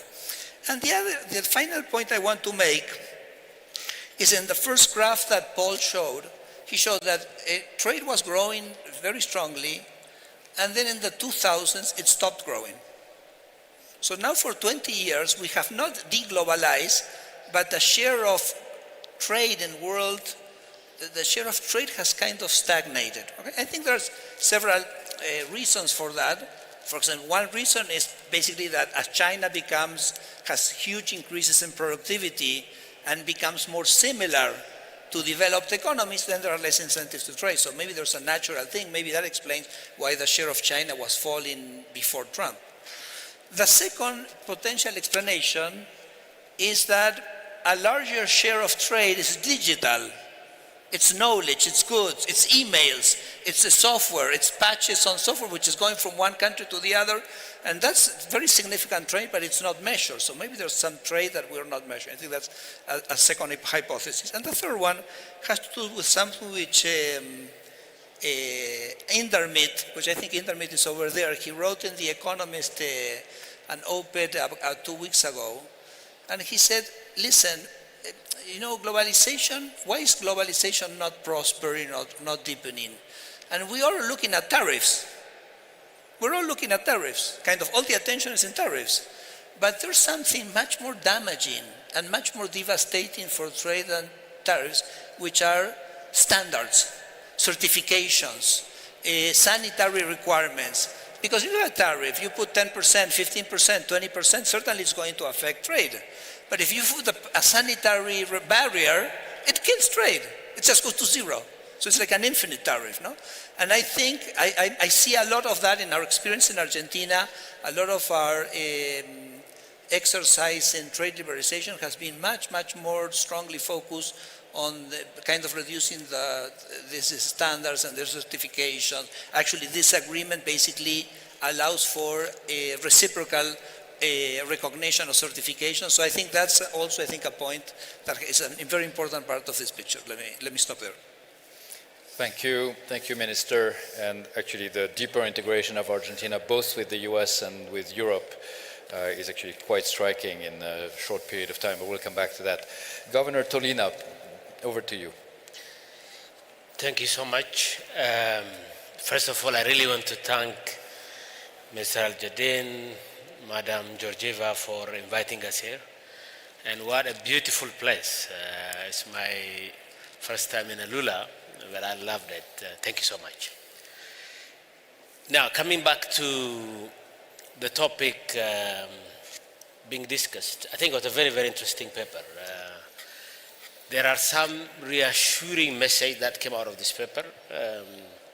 One, we are not de-globalizing, so that's, I think, in a way, a reassuring message, but also partly concerning, because at the end of the paper, you argue that yes, we're not de-globalizing, but free trade as we know it, as you've taught us in school, probably is no longer there, because I would probably differ a little bit with the Minister of Argentina, whether it's more trade, especially when you talk about comparative globally, when you look at the whole world, whether this attack on rules-based regime is necessarily beneficial to the world, I will leave it as a question. But it does bring very interesting points, you know, rather than just looking at the decline, say, in import from China to the US. You've looked at several elements, and I found that to be very interesting, particularly for emerging and developing economies like Ethiopia in Africa. There are very interesting insights that it brings to show. And particularly, advantages in price decline, in rerouting. These are issues that caught my attention. I know you had a list of top 20 countries there, and you have Djibouti on the top in one area. By the way, that exactly, that means Ethiopia, because most of the import that comes to Djibouti free trade is destined to Ethiopia, the lion's share. So, I mean, maybe you can look at that a little bit deeply in the future. But clearly those benefits are quite valuable for Ethiopia. We are already seeing the impact of this. We've launched a major macro reform. We've dealt with 50 years old distortion by, with the support of the IMF, by liberalizing the forex regime, market determined exchange rate. And Minister, with your remark this morning, I agree with you, macro reform actually is not anti-growth. Because in Ethiopia's context, what we saw was everything that needs to go up is going up, everything that needs to go down is going down after this reform. We've seen significant reduction in inflation from above 30% to single digits, 9.7% this December.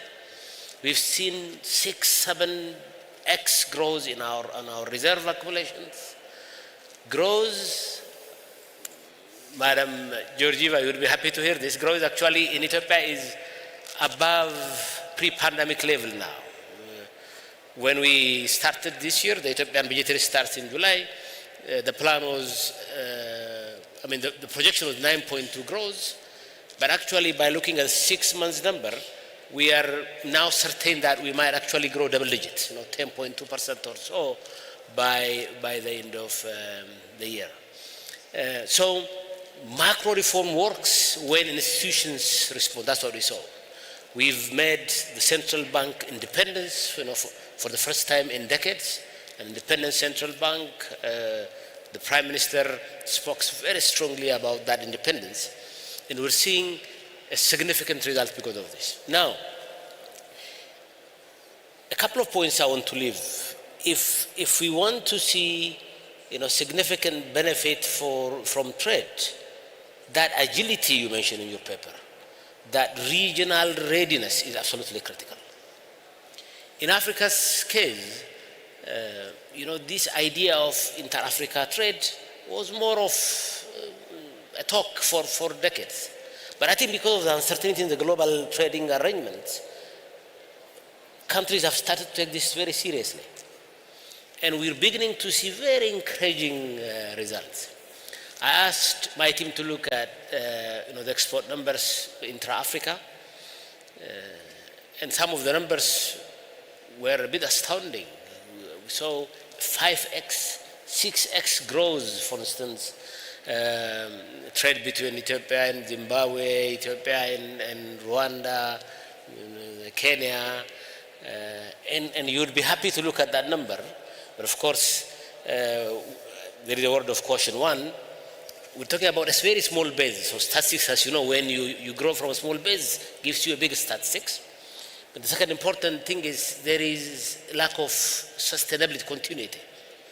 1 year you would see a significant export jump, and then the next year it's not continuing. So a very predictable regional arrangements are absolutely critical if countries have to diversify their source of trade. In Ethiopia's case, we have this notion of extended neighborhood. We don't just look at Africa.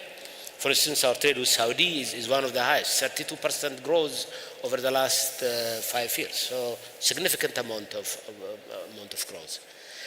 Let me stop there in the interest of time. Thank you. Thank you, Governor. So let's thank our three panelists, but maybe let's turn it over to Paul in case you have any reactions to the comments on the work you presented before we open with questions. I can quickly react, but I want to make sure we have enough time for Q&A. So the first thing I want to say is thank you. Thank you very much for engaging with the paper. I'm really honored, and I really thank you for this. Let me just respond to or comment on each of the comments. Minister Ali Ibrahim, thank you for the comments. 2 points. The first one, speed and agility of change. Absolutely.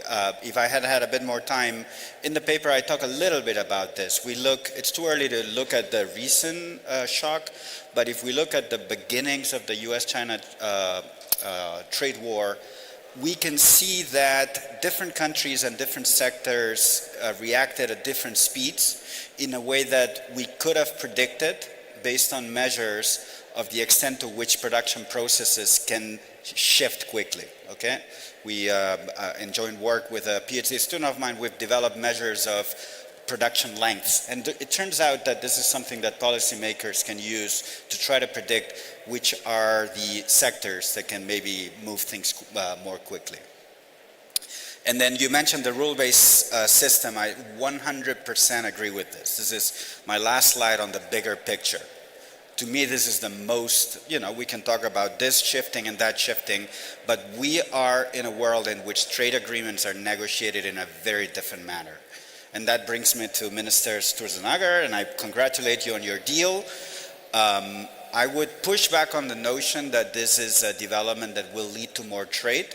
It will lead to more trade agreements because we have giving up on the multilateral system, and obviously we're going to have to go to a series of side deals. In some cases that are going to generate more trade. Overall, are we going to end up with more trade? I'm a little bit skeptical, and I also worry about the terms of those deals. I don't know the specifics. I haven't studied the specifics of your deal, but we've seen some deals. The EU signed a deal with the Trump administration under some terms that, at least in Europe, created a bit of a backlash. So yes, we may have more trade agreements. Are we going to have more trade? I'm not so sure. And then Governor Tolina, you also emphasized the rule-based system. You emphasized the opportunities, the increased trade within Africa, which both Minister Ali Ibrahim and Minister Sturzenegger argued that is very much part of the story. And that's part of what I talk about in the paper. And it is true that out of shocks come opportunities, come awakening. It makes producers realize there's some things, I was in a comfortable situation in some markets and now I need to switch. And sometimes that has good effects. I'm originally from Spain, and Spain witnessed a very deep recession during the Great Recession. And out of that situation came a very significant growth in exports, trying to move away from domestic demand, finding foreign sources of demand, and that has had long-term effects on exporting. So it's true that sometimes shocks come with reorienting that can have good long-run effects.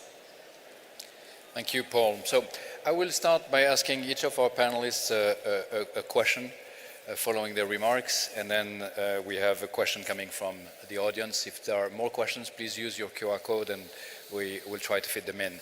And I will start with you, Minister Ali Ibrahim, and I would like to ask two questions. One is, as I think the presentation by Paul made clear, there are cases where there can be opportunities, for instance, price opportunities coming from the reorientation of trade between the US and China. And I think actually Paul mentioned Saudi Arabia explicitly as one country that could be benefiting because it will be importing things that don't necessarily have a domestic base and therefore will benefit from the price effects. I wanted to ask you if this is something that you see happening in the kingdom. And then the second question I wanted to ask you is I wanted to rebound on the remark you made where you talked about, if I understood correctly, the right to market potential for emerging markets. And this is, I think, something that is quite important to think about what is the development path, what is the growth path for many emerging market economies. That used to be something that was predicated on having access to a global market that was out there where the emerging market economies, developing countries could enter and could compete and learn and grow. And that may be more challenging now.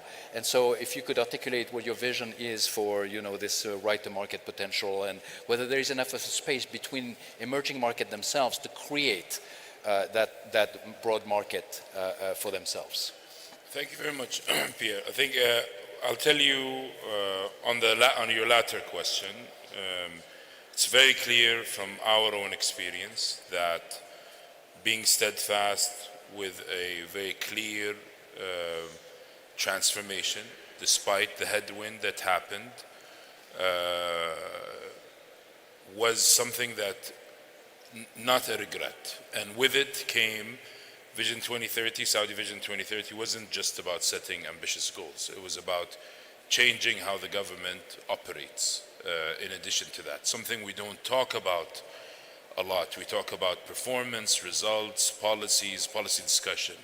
Something happening underneath all of this is the building and the upgrading of institutional capabilities. And that's a no regret. And of course, Vision 2030 is also focused on diversifying our sources of growth, but also on unlocking human capital potential. Human capital potential and institutional capabilities are a no regret. And we've seen that that has paid off at times where we faced a lot of headwinds. So emerging market economies today will not only have, the luxury of plugging into a rules-based system that is clear and will require some negotiation, some discussion. They'll have to do much more that all economies should not only welcome, but should push for and actually solve from. Benefiting from that gap between the global economy operating at its full potential or not is temporary, and we should not see it as something that is a given. We should assume that the global economy should operate with all its players operating at their potential. And actually we should encourage all the players to operate at the potential. And that will require better institutional capabilities, more negotiation and discussions, and continuous, I'd say, belief that the voice of the emerging markets, no matter how big or small that emerging market economy is, matters and should be encouraged with other partners. For the Kingdom, we've seen that. We've seen that, we used to be, before Vision 2030, our voice was loud and consequential in specific areas. Energy, or specifically oil and gas, diplomacy, foreign aid and assistance. Since Vision 2030, we've become more influential, more consequential, and more of a co-author on many topics globally, and that's because we took it upon ourselves to unlock our potential, and we've become a more integrated economy in the global economy, and we're affected by more of the changes. And as we succeed with our diversification agenda, we will be more exposed to changes, and we'll have to deal with it through institutional capabilities and through dialogue and through continuous innovation, policy design, policy tweaks, policy precision, if you will, and the power of the pen. Capital is no longer, not just for the Kingdom, everywhere, no longer the main means by which you unlock your potential or become more resilient. The main difference today is how fast you build institutional capabilities and how these institutional capabilities are always cutting edge, and how fast you also upgrade these institutional capabilities. As far as your first question, I think the Kingdom will always seek to be, has always been and will always seek to be a long-term reliable partner. Today, one of the rarest things is the notion that a commitment made, for example today, will be honored tomorrow. So trust and trust-based partnerships is important. The Kingdom has always demonstrated that, but in a world where this becomes more rare, that makes the Kingdom stand out even more. We're steadfast, long-term, reliable, and we believe in the quality of partnerships, not just the quantity of partnerships, and that will help us and our partners preempt any of the challenges as this global trade system or global economic order continues seeking or trying to find itself.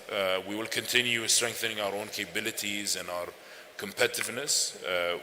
We've accomplished a lot through Vision 2030, but there remains much more to be achieved. We're not resting on our laurels or over-celebrating. There is more that needs to happen and will happen that will put us in a better position when resilience is required, needs to be cashed in, and when an opportunity for the Saudi voice to shape the global economy also arises. And will continue to be a source or a beacon of pragmatism in our partnerships, East and West. We want to be a connection that creates a platform that connects opportunities from all over the world, and that also in the process helps us unlock our potential. Well, thank you, Minister, and certainly this is a very important vision, very relevant for the rest of emerging market economies and the world more globally. Let me turn to Minister Stutzenegger, and I will ask my question and weave into it the question that is coming from the floor, because they're related. The question coming from the floor, which actually can be relevant also, Governor Tolina, you can come in on this, is how are the panelists seeing EM's reactions to this trade realignment? Are they veering to reciprocal protectionism? I think I know the answer from you on this, or more openness, or somewhere in between. And what I wanted to ask more specifically to you, Minister, is the US is one of the major partners for Argentina, but so is China. And in the context in which you have these tensions between these big powers, do you feel there is a need also on the part of Argentina to exercise caution and to make sure that you don't create future vulnerabilities? How do you think strategically about this double dependency between trading partners that are actually reducing their bilateral exposure? Excellent. So, yes, is it working? Yes. No, in our case, our view is very clear that we're all for openness.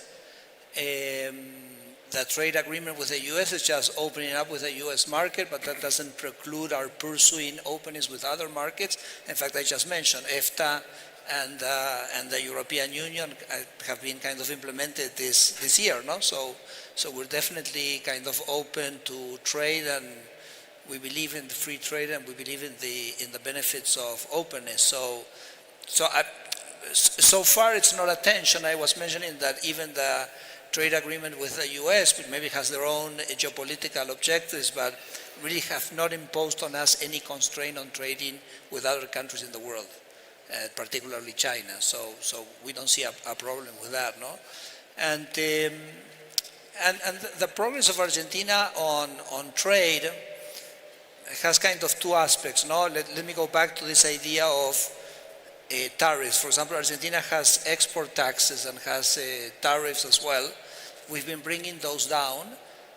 Of course, in order to bring those down, you have to bring down government expenditure, because Argentina has an institutional setup that the national government is the one that collects the trade taxes. So you need to bring down government expenditure, and then opens up the fiscal space to reduce export taxes, which have been mostly wiped out, and also tariffs. But in the case of Argentina, I would say the most important ingredient for us to increase trade is something that Argentina was never, an input that Argentina was never able to put on the table, which was the respect of property rights. This is kind of the missing input that Argentina never could deliver on this. And the reason it could never deliver on this is on two reasons. The first one is that always had a very vulnerable fiscal situation. And if the government has a vulnerable fiscal situation, it's going to mess up sooner or later. It's going to increase taxes, it's going to expropriate, it's going to do something which is going to affect property rights. So the first way of re-establishing strong property rights in Argentina is having a strong fiscal result. And the second way of strengthening property rights for us is deregulation. Because we also believe that every regulation is a way of chipping away some of your property rights. Imagine that you have a real estate development, someone comes with rent control, it affects the value of your property, it's affecting your property rights. So Argentina, in this path of deregulating and having a strong fiscal, is strengthening property rights. And the results are already there. For example, in 1 year, we've doubled our exports of minerals. Minerals is an export which is very strong on property rights. We still export, even having doubled this year, we still export only a tenth of what Chile exports. So imagine how far away we are and what the potential is, but all the missed opportunities that Argentina has.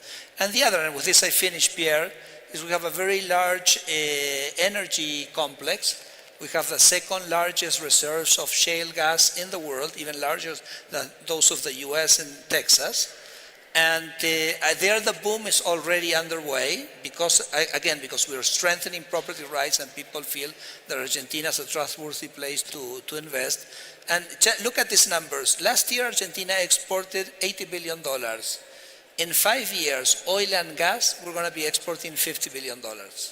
And this is already in the pipeline. So we're all for trade, but we also have to solve our problems. And our problems was basically having an economy where people can come, invest, and know the rules of the game are going to be upheld and their property is going to be respected. Thank you, Minister. It certainly is the case that when the environment becomes tougher, you want to improve your game at home. Let me turn to you, Governor, and I want to come back. You made some very relevant points on the need for regional integration, in particular for African countries. And I wanted to ask you, how important is the African Continental Free Trade Agreement in your view for the region and also for Ethiopia? And do you concur also with Professor Antra's presentation that, or if you could be a bit more specific on the kind of opportunities you would see as a result of this rerouting of trade for the region as well? Thank you so much. On the importance, there is no question about it. FCFTA is a very important instrument, not just to increase trade flows, but also as a driver for industrialization. Look, when you look at Africa's inter-Africa trade, it's just about 15%. Compare that to Europe, 60%, Asian, 30%. If we can bring it to at least Asian level, we are talking about 140 billion annual, which is 7-8% of Africa's GDP. So quite critical. But so FCFTA, I think, can help us realize that opportunity by providing an institutional framework. But this all depends on, productive capacity, regional value chains, trade and logistic reforms. So that's why I've talked about the importance of reform earlier. For Ethiopia, this has been quite beneficial. And to answer your first question as well, we strongly believe in free trade. In fact, Ethiopia has been a strong voice for regional trade, played a very instrumental role for the realization of FCFTA. We are the first signatory, and we're now trading under that arrangement. And as I spoke earlier, we are seeing very encouraging early results, but it's too small. So, it could be beneficial in this uncertain global world. I don't think regional trade would immediately compensate for what we lose from regional trade. It's not an immediate shift, but over time, in the medium and long term, it could be quite beneficial. So that's how we see it. Strategically, trading regionally is absolutely critical. And the advantage in the logistics, in the linkages, in the value chains is quite important, and we should focus on that. Thank you. Well, I'm told that we are running out of time, so we'll have to bring this session to a close. Let me just say that I think I learned a tremendous amount. I heard about the opportunities that exist in this world. I heard about the need to improve domestic frameworks, improve domestic policies, the need to improve integration regionally and more globally, and that these are paths forward that will deliver growth for emerging market economies and the world, and they need to be seized upon. So with this, thank you very much for this first session. Thanks to our author and to our panelists. Let's give them a round of applause.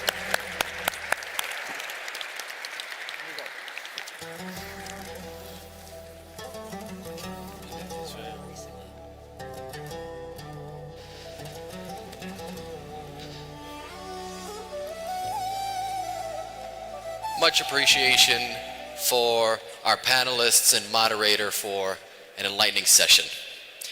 Esteemed guests, we will now take a short break, and we kindly ask you to be back in 20 minutes. Thank you, and we look forward to welcoming you back.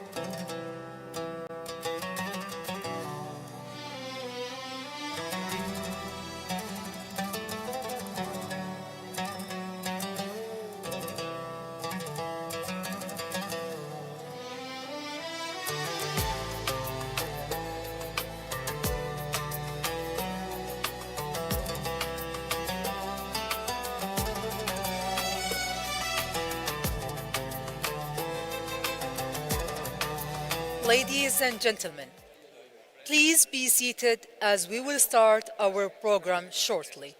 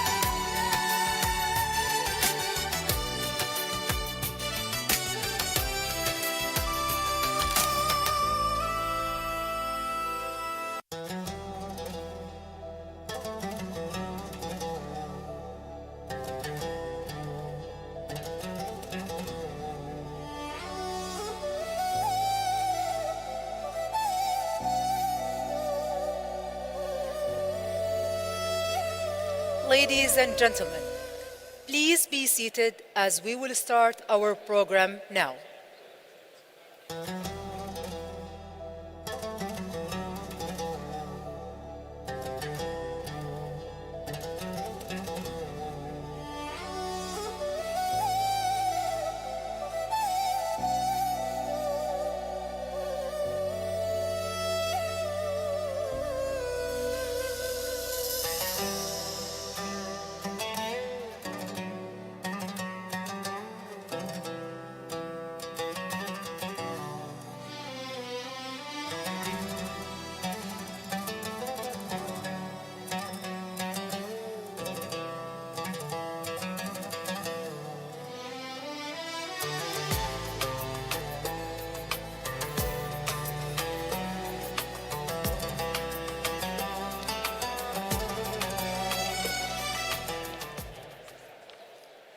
Your Royal Highnesses, Your Excellencies, esteemed guests, thank you for rejoining us as we continue today's important discussion. In a world where cooperation becomes more important to boost our economic resilience, today marks an important step forward. We are pleased to announce the signing renewal of the Memorandum of Understanding between the Arab Monetary Fund and the International Monetary Fund, an agreement that reflects a shared vision to promote a macroeconomic and financial stability and sustainable economic growth in the Arab region. I now have the honor to invite to the stage Her Excellency Dr. Kristalina Georgieva, the Managing Director of IMF. Please welcome. His Excellency Dr. Fahad Al-Turki, Director General of the Board of the IMF. Please join me.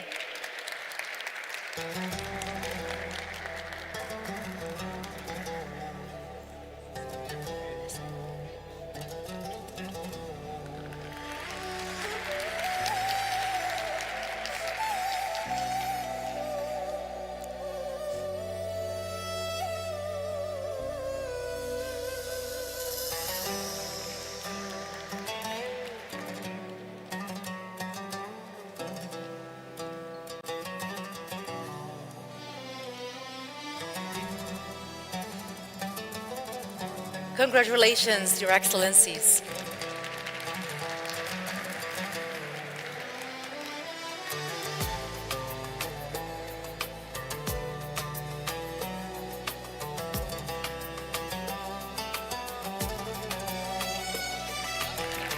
Cooperation for the better.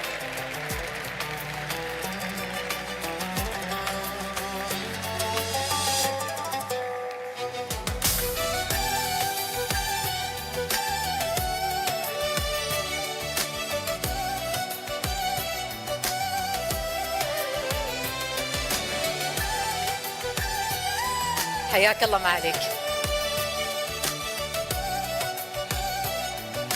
حياك الله. Big round of applause. Congratulations for AMF and IMF. Thank you, Your Excellencies. Thank you, Dr. Kristalina and Dr. Fahad.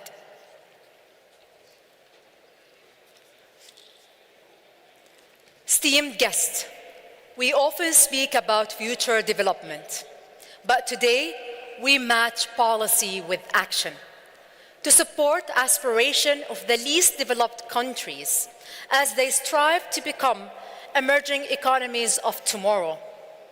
We will unveil a new initiative. Please join me to watch this video.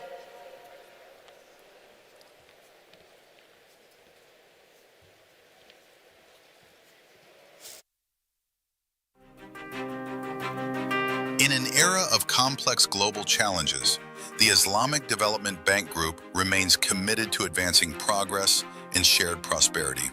For over 5 decades, ISDB has supported development across its 57 member countries. Today, we build on that legacy with renewed commitment to those in need. We are proud to introduce the ISDB Concessional Fund, ICF. ICF is ISDB's first dedicated mechanism to deliver concessional financing at scale for our least developed member countries, LDMCs. ICF responds to the Riyadh at 50 declaration that called for a concessional fund for LDMCs, leading to the ISDB Board of Governors endorsing its general design in Algiers. Least developed member countries face confounding global shocks amidst shrinking development financing. Intensifying conflicts, escalating climate change are compounded by stifling debt burdens. As a result, countries divert limited resources from human capital, climate resilience, and essential services. ICF is a sustainable, scalable, an affordable mechanism to boost concessional financing for LDMCs. It provides targeted funding for poverty reduction and inclusive growth. Anchored in ISDB Group 10-year strategic framework, ICF drives meaningful impact, promotes debt sustainability, and leverages ISDB's resources.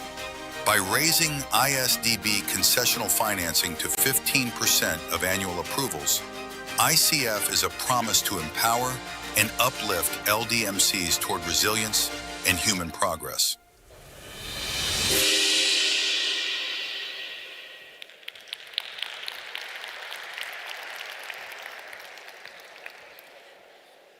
The ISDB Concessional Fund, ICF, marks a new chapter in the role of institutional for sustainable growth and ethical finance.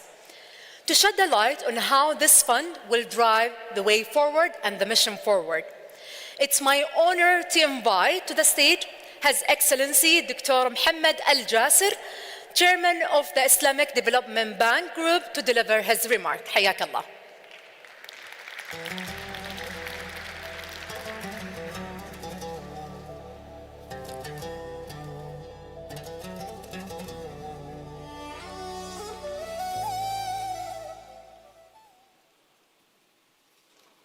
بسم الله الرحمن الرحيم.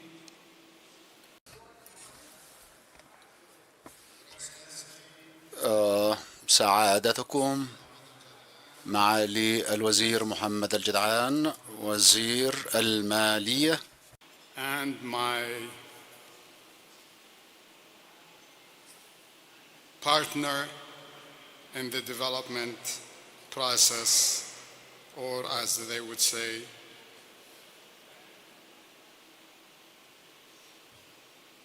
I can't see, the light is dim here, my commander-in-arms. Your Excellencies, your distinguished guests, ladies and gentlemen, Assalamu alaikum wa rahmatullahi wa barakatuh. It is a privilege to join you in this historic setting of AlUla for the launch of the ISDB Concessional Fund, the ICF. A bold leap forward in our shared mission to uplift the least developed member countries of the Islamic Development Bank. Allow me first to express my sincere appreciation to the custodian of the two holy mosques, King Salman bin Abdulaziz Al Saud, and to His Royal Highness Prince Mohammed bin Salman, Crown Prince and Prime Minister. Since 1975, the Kingdom of Saudi Arabia has provided unwavering support to the Islamic Development Bank Group. As our host country and largest shareholder, Saudi Arabia remains a consistent champion of solidarity, innovation, and multilateral cooperation.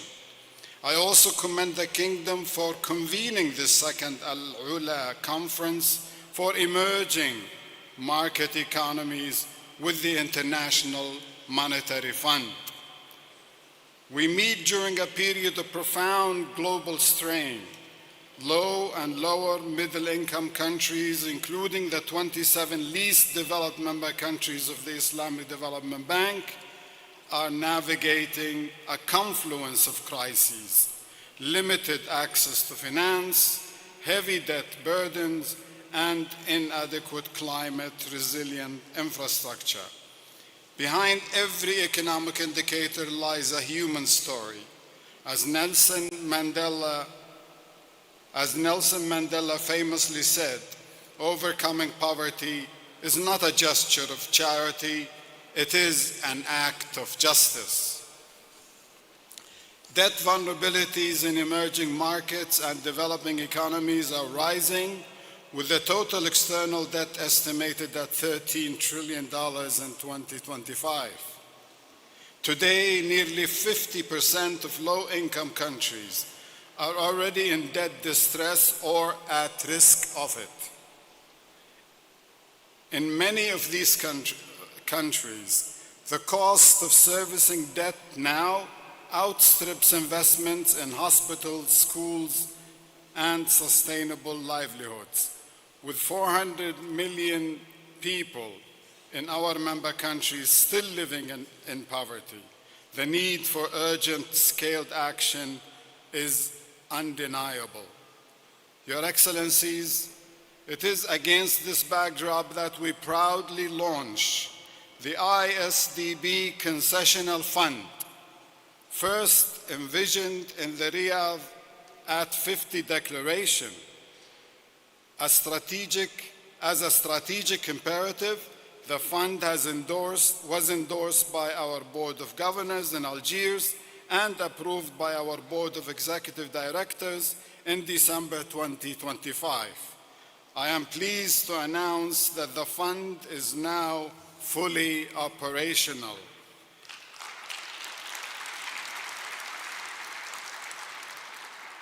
The ICF is more than just a financing window. It is a renewed vow that the world's most vulnerable will not face their struggles alone. Building upon 50 years of development financing, this fund offers a dedicated, scalable, and replenishable platform for countries facing fragility, debt distress, conflict, and climate threats. It provides predictable, agile support tailored to our least developed member countries, enabling them to plan and reform while mitigating debt vulnerabilities. Crucially, it strengthens the bank's ability to act countercyclically during crises. Aligned with the ISDB's 10-year strategic framework, 2025-2035, the fund aims to triple our concessional financing, raising it from approximately 5% to about 15% of annual approvals. Ladies and gentlemen, through the ICF, we place equity, resilience, and human development at the heart of our operations. The ICF embodies this spirit by fostering partnerships, sharing knowledge, and unlocking co-financing that multiplies the impact of every dollar invested. The Islamic Development Bank Concessional Fund is a declaration of hope and a pledge to stand by our least developed member countries. We are here to invest in this potential and help them build a resilient, inclusive future. Today in AlUla, we do not simply launch the ICF, we rekindle hope for a more equitable world. Thank you for your kind attention and support. Wassalamu alaikum wa rahmatullahi wa barakatuh.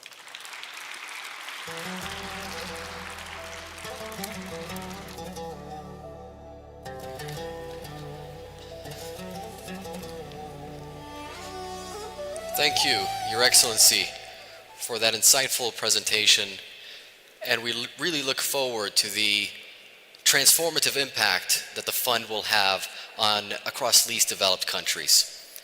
Our next discussion addresses the implications of global uncertainty of the international monetary and financial systems. In a world of heightened volatility, this panel will examine the shifting global financial safety net, as well as the reality of capital flow instability and the regulatory frameworks that are needed to anchor our economic systems. Please welcome to the stage our panelists, His Excellency the Governor of the Saudi Central Bank, Mr. Ayman Al-Sayadi.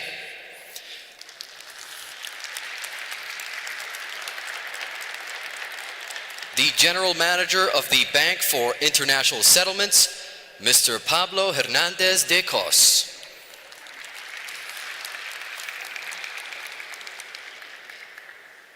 And His Excellency the Governor of State Bank of Pakistan, Mr. Jamil Ahmed.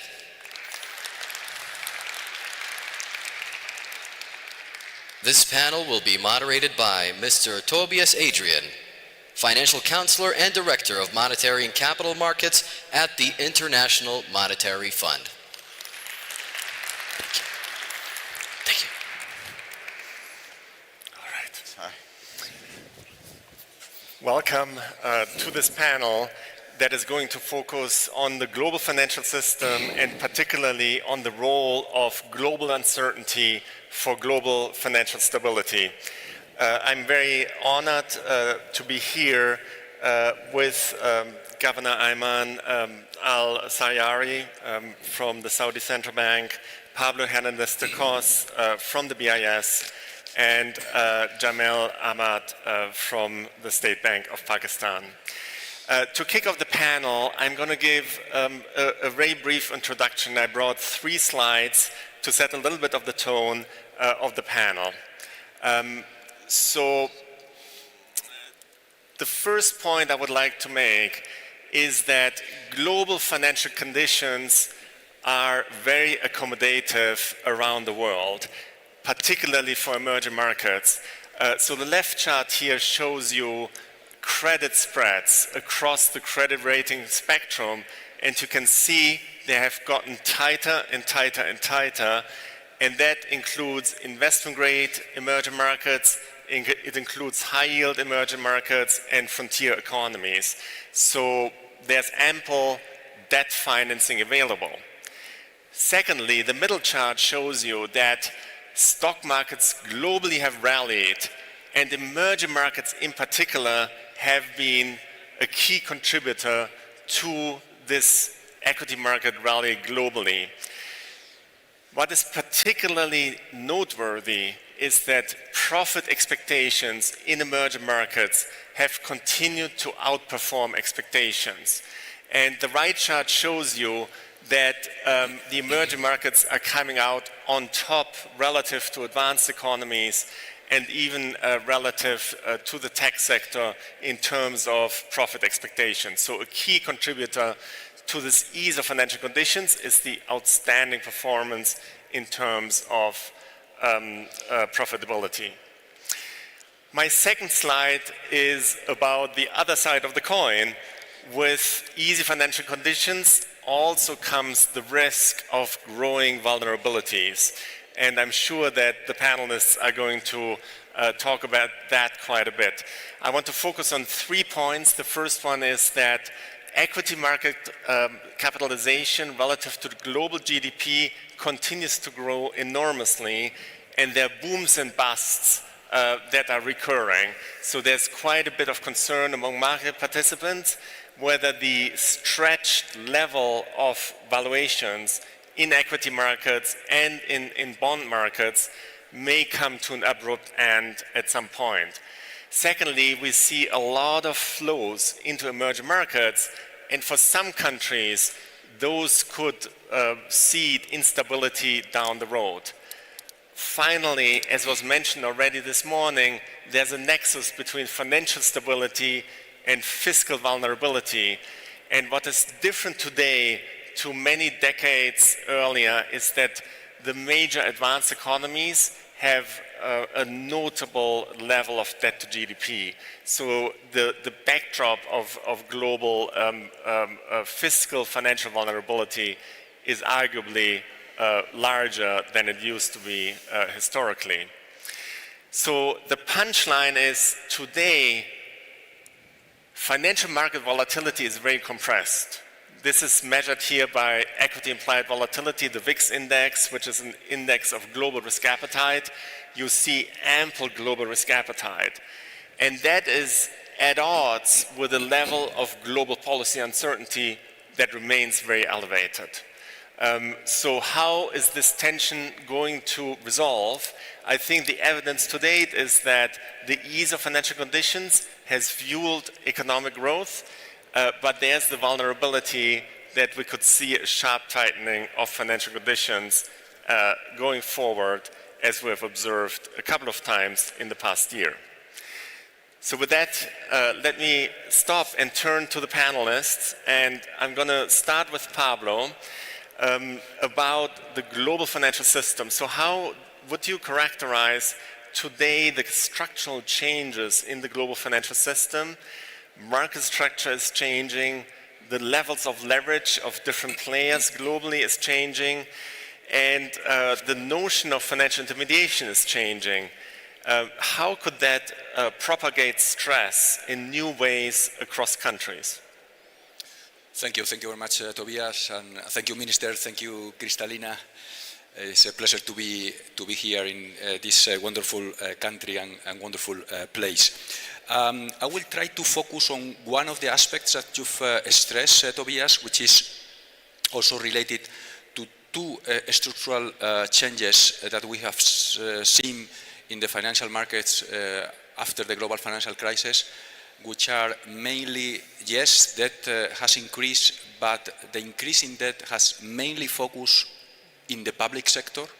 So the weight of public debt over total debt today is much higher than it was before the global financial crisis.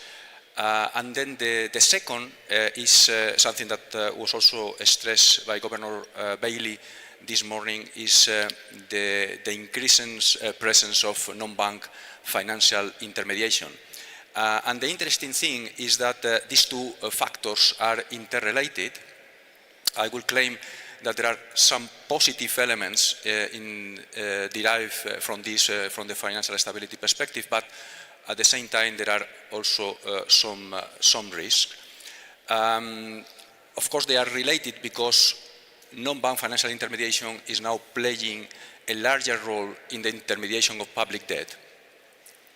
And maybe it's interesting here to distinguish two main players. On the one hand, what I would call real money players, which are pension funds, insurers, that we know, of course, now they have significant holdings of public debt. The good thing is this is mainly long-term debt, and also that the degree of leverage is low. Second, of course, we have other players which are mainly hedge funds, which are highly leveraged. Okay? In any case, both and the interaction between these two segments could increase financial stability risks. On the one hand, if you focus on the real money players, it is true that they are long run and also non-leverage, but at the same time, we also know that they are mainly players of the international dimension, and this basically means that they need to hedge, and they hedge precisely in the FX swap market, and this is FX swap market. We know how significantly it has increased its volume during the last, since the global financial crisis again. In the case of the hedge funds, well, we know what the presence in this public debt management. They are in a market on which the margins are very, very low. So in order to make profits, they need high volumes. And of course, these high volumes come from also high leverage, in particular in the repo market. And of course, these two markets, the repo market and the FX swap market, are interrelated. And it adds an additional channel of potential amplifications for the future, is that we know is that it is the dealer banks, the ones who are the providers of, in particular, dollar funding in these markets. So I would claim that, of course, a potential disruption in this market could, in the end, spread through the repo market and ultimately on the FX swap market, and this could be a potential amplification channel for financial stability, materialization of risk. So you could ask me, Tobias, well, what do we do with this? Well, we are trying to, in particular, the FSB table, well, the focus on MBFI regulation has been already there for a while, and of course, the point I want to stress here today is that we need to continue with this work, and of course, in parallel, the fiscal situation in many countries, by the way, more importantly today in developed countries as well, of course, we need also fiscal consolidation to be a key priority, as it was also mentioned in some of the speeches this morning. Thank you. Thanks so much, Pablo. And yes, the banks are safer, but some of the activity has moved to the non-banks, and that could be a transmission channel for countries around the world, including emerging markets. So let me turn to Jamil Ahmad, governor from Pakistan. So how do you see, from an emerging market perspective, the potential transmission channel of these global disturbances into your country, and how is this different today relative to earlier stress periods? So thank you very much, Tobias. First of all, let me thank the Minister Al-Jadaan, Excellency Minister Al-Jadaan, and the Managing Director of IMF, and also Sama Governor for inviting me. And I'm sure this is going to be a very successful event and very well attended, followed by the last year's successful event. Coming to the question, I will say that the change this time in transitioning of those uncertainties to the emerging markets is the foremost visible change which we have seen is the elevated global interest rates and their impact on the emerging economies. But we can say that the interest rates in the past have also been elevated. But the difference this time is that they are higher for a relatively prolonged period, and also are impacting countries, particularly countries like us, much more intensively as compared to what we have seen in the past. And there are various reasons for that. Although the emerging market economies have been facing economic imbalances in the past also, they have been facing higher inflation, higher current account deficits, higher external debt, and also higher fiscal deficits also. But the difference this time is that the intensity of those shocks is much severe. The impact of global uncertainties on these macro balances is much severe. And also the transition has taken place much faster. So because of maybe the reason that the global uncertainties and stresses are taking at a much more frequent level, and also the intensity is also relatively on higher side. So that's the reason we have been facing the impact much more sharper as compared to the past. But I will say the response from the emerging markets is also this time relatively, initially not very proactive, but over a period of time we have learned a number of lessons from our experience. And I will say now for instance, in our case, we have learned that the importance of more proactive monetary policy, and as a result of that, also the transmission of the monetary stance to the local markets and to stakeholders. And at the same time also we have learned the importance of building up buffers, particularly the foreign exchange buffers, because if we are able to do that in the period of calmness, then we are able to withstand shocks much more effectively.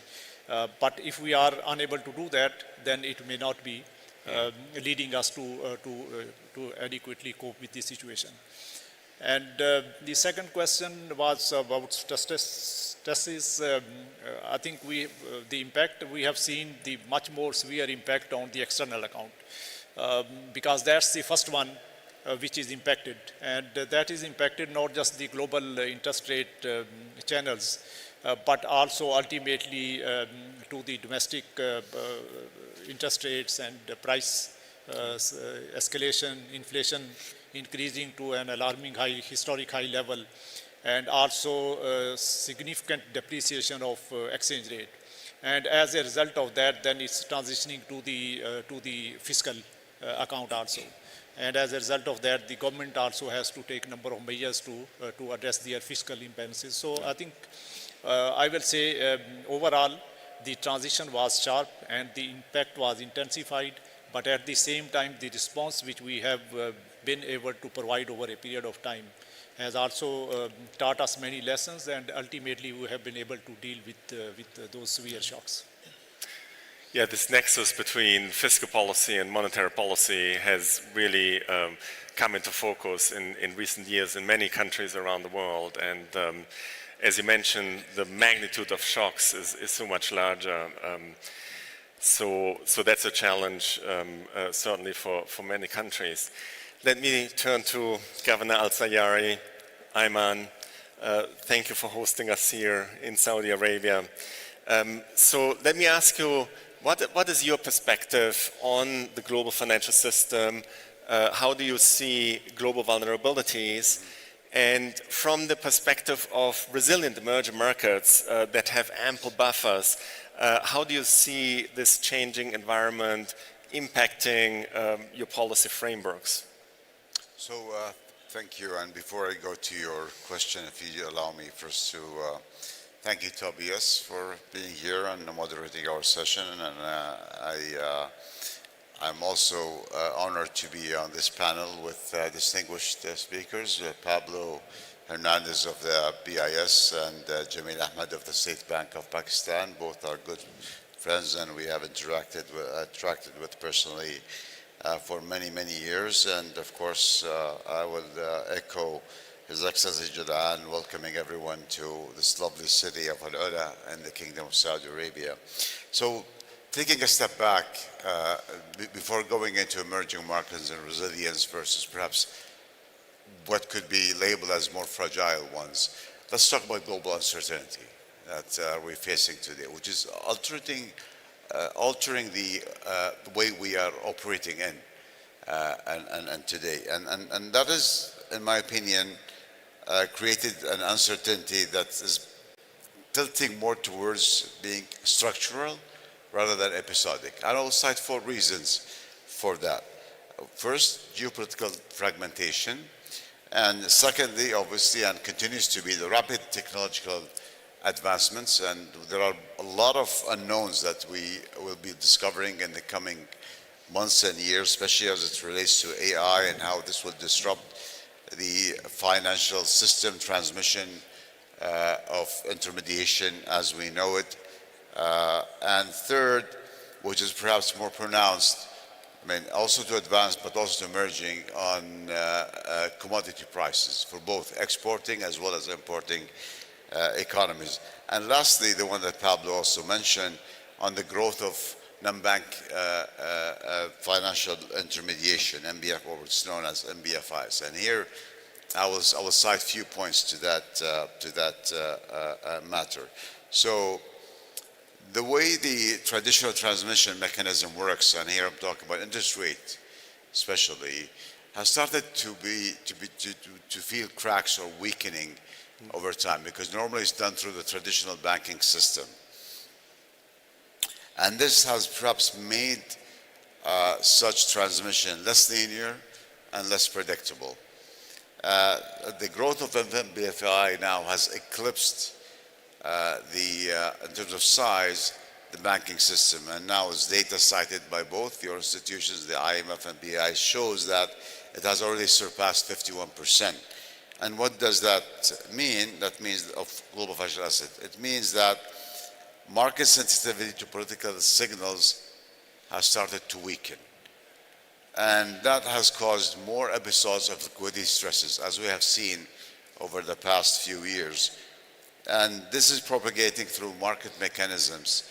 An example like margin calls, collateral haircuts, as well as synchronized deleveraging. Shocks to the global financial systems are increasingly multidimensional in nature. And what I mean by that they occur with higher frequency and largely exogenous to domestic fundamentals. From an emerging market perspective, especially that emerging economies already face certain challenges as they grapple with greater economic volatility and are frequently tested by local or endogenous factors that is inherently there, as well as exogenous factors that amplify certain volatility. So emerging markets inherently have both structural and institutional vulnerabilities that amplify exposure to changes in the global financial conditions. This is, in my opinion, largely attributable to the limited ability to absorb shocks and mitigate volatility. Geopolitical tensions, trade fragmentation, and also elevated debt levels as well as costs are therefore most consequential challenges that we as emerging market policymakers face today. The persistent trade tension could lead to increase or acceleration in inflationary pressures, dampen export revenues, weaken future growth prospects, which in turn weigh down on investor sentiment, and that creates, of course, volatility in capital flow. Therefore, that complicates the policy environment. To your point about resilient versus less resilient or fragile economies, I would cite two key differentiating characteristics between the two. First, the presence of coherent domestic policy frameworks, and here I mean monetary, fiscal, and financial, which supports counter-cyclical responses that mitigate capital flow volatility without amplifying domestic financial cycles. Second, creation of effective shock absorbers. And here, I cannot stress enough the need for an adequate level of foreign exchange reserves. And equally important, greater financial market depth. And here we're talking about debt capital market and money market funds that support as diversifying the structure of the funding base in the emerging economies. So these are differentiating factors for resilience vis-a-vis non-resilient or fragile economies. Let me take a perspective of the Kingdom of Saudi Arabia.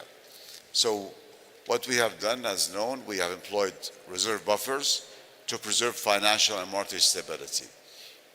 We have also demonstrated criticality of counter-cyclical policies to smooth economic cycle.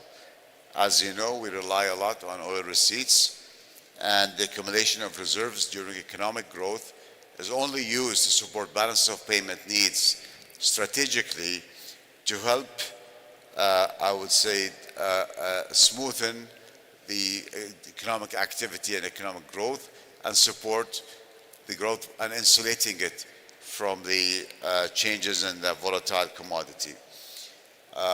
Our exchange rate stability, which revolves around anchoring the rial to the US dollar, which has served us well over the past 4 decades, helped preserve policy stability, price stability in the Kingdom of Saudi Arabia. And I'll cite one anecdote here. If you look at the last 5 years of inflation, year on year, it has been below the 3% level. For an emerging economy, I think that is quite modest, and it has been a key contributor to continued financial stability. All right, so let me just share that in our discussions at the IMF, we often point out that the resilience of the major emerging markets over the past 5 or 6 years has been tremendously impressive. I think the factors that you're pointing out, more reserves, more resilient institutions, better policy frameworks, are really the key contributor that has caused this stability of the major emerging markets. It's quite different from 20 or 30 years ago, and I think it's a first order shift. Before turning to the second round of questions, let me point out to the audience that you can ask questions as well. There's a QR code that is going to be shown online, and after the next round, I'm happy to take the questions from you on board. So let me turn back to Jamil to ask a second round of questions. So this is really about institutional credibility and institutional frameworks for the central bank. Central banks around the world have to manage inflation, manage financial stability, and external volatility, as you already pointed out. Can you give us a little bit of a flavor of how central banks can navigate the political environment when, sometimes their credibility may be questioned, and how do you continue to be an anchor of stability and credibility in this challenging environment? Thank you very much. I think, first of all, for establishing the credibility, the institutional capacity of the central bank to respond to shocks. We have to build up the capacity. I mean, we will have to also clearly define the mandate of the state bank or any other central bank. So if we are clear in what we want to do, where we want to go, then all actions should be focused on achieving the ultimate goal, which has been clearly defined. And for that, I will also say the independence of the central bank, because it has to take decisions sometimes which may not necessarily be aligned with the government policy matters. So that clarity of objective and then actions to achieve those objectives, and while taking actions to be independent of other political economy. So that's important. Secondly, I will say the credibility will come when if the central bank has defined the price stability as the core objective. So all its efforts will be focused on achieving the core objective. But for that, it will also have to have anchored inflation expectations. So if the central bank is taking action, but the market is not believing in those actions, and they think that we are not doing enough to achieve our core objective, so there will always be divergence, and there will be a credibility gap. So that's the reason the actions of the central bank should be proactive, timely, and much effective in order to enable it to achieve the ultimate objective. And also, I think the most difficult part is when the central bank try to take some of the actions which are preemptive in nature. Although, for instance, in our case, recently for a few months, the inflation is much on lower side, well within the central bank range. In fact, for many months below the central bank target of 5 to 7%.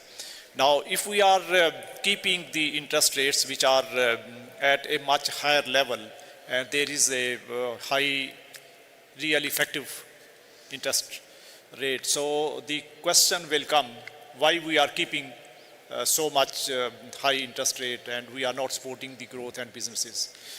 But many stakeholders will not know that what is going to come, because there are many anticipated global developments and also local developments which may impact inflation, and ultimately this high real interest rate, which looks to be high now, may not be there down the line, some months down the line. So that's the reason for the central bank it is quite difficult sometimes to convince the stakeholders, particularly the economic agents, to buy in the idea that we are keeping interest rate high because of the reason that something is going to come and ultimately we will have to deal with that situation. And if the central bank is able to communicate effectively and is able to get the economic agents on board in the stance of the monetary policy, then I think the credibility will not be disturbed. But if we are unable to do that, then there will be a credibility gap, and that's the reason. And this is what we have seen 2 to 3 years back for a prolonged period of time, almost one and a half year. At that time, the market was not believing what we were seeing. And I clearly recall one instance when in one of the speech I said that our inflation will come down within 5 to 7% range. And at that time, the actual inflation was in 30+%. It went high, historic high at 38%. And we were talking about 5 to 7% range. Obviously, there was a huge gap. And when I said in one of the speeches it will be 5 to 7%, so some of the large private bank CEOs said in a private meeting that as if I have missed one. I wanted to talk 15 to 17%, but I said 5 to 7%. This is what I said. Even well-informed professional people were not believing that we will be able to achieve 5 to 7%. And now, 1.5 years down the road, for the last 1 year, we are within the range of 5 to 7%. Similarly, our reserves, which went down to less than $3 billion, and our current account deficit, which went high in 2022 to 4.7% of GDP, gradually came down, and last year we were in surplus 0.5% of GDP, and this year also so far is very well contained. And our reserves has increased 5 times from less than $3 billion to more than $16 billion. So I think this is the actual real implementation of the policies. What we said have actually implemented, and as a result of that, the credibility is restored, and the market now, and look at the any analyst which is forecasting, I mean, look at the Reuters, Bloomberg, any other good reporting media agency, and look at the professional analysts. All of them are saying inflation will stay for this year within 5 to 7%, for next year within 5 to 7%. So this is the credibility, that what we are saying, market is believing in that. So if this is not there, then there will always be divergence, and will not be able to effectively implement the monetary policy stance. So that's what. I think that's a great illustration of what it means to gain credibility, and also an illustration of how tough it is to be a central banker, because you need to take decisions that may not be popular in the current moment, but ultimately are beneficial to the economy in the long run. So that's a great illustration. So Pablo, let me also turn to regulatory frameworks as well as the central banking frameworks. Credibility, as we just heard, is foundational. The clarity of mandates is absolutely foundational, and of course consistency of regulatory approaches. So how do you see sort of like the role of this institutional strength in terms of building market confidence, containing systemic risk, but then also having broader traction with other policymakers and with the general public?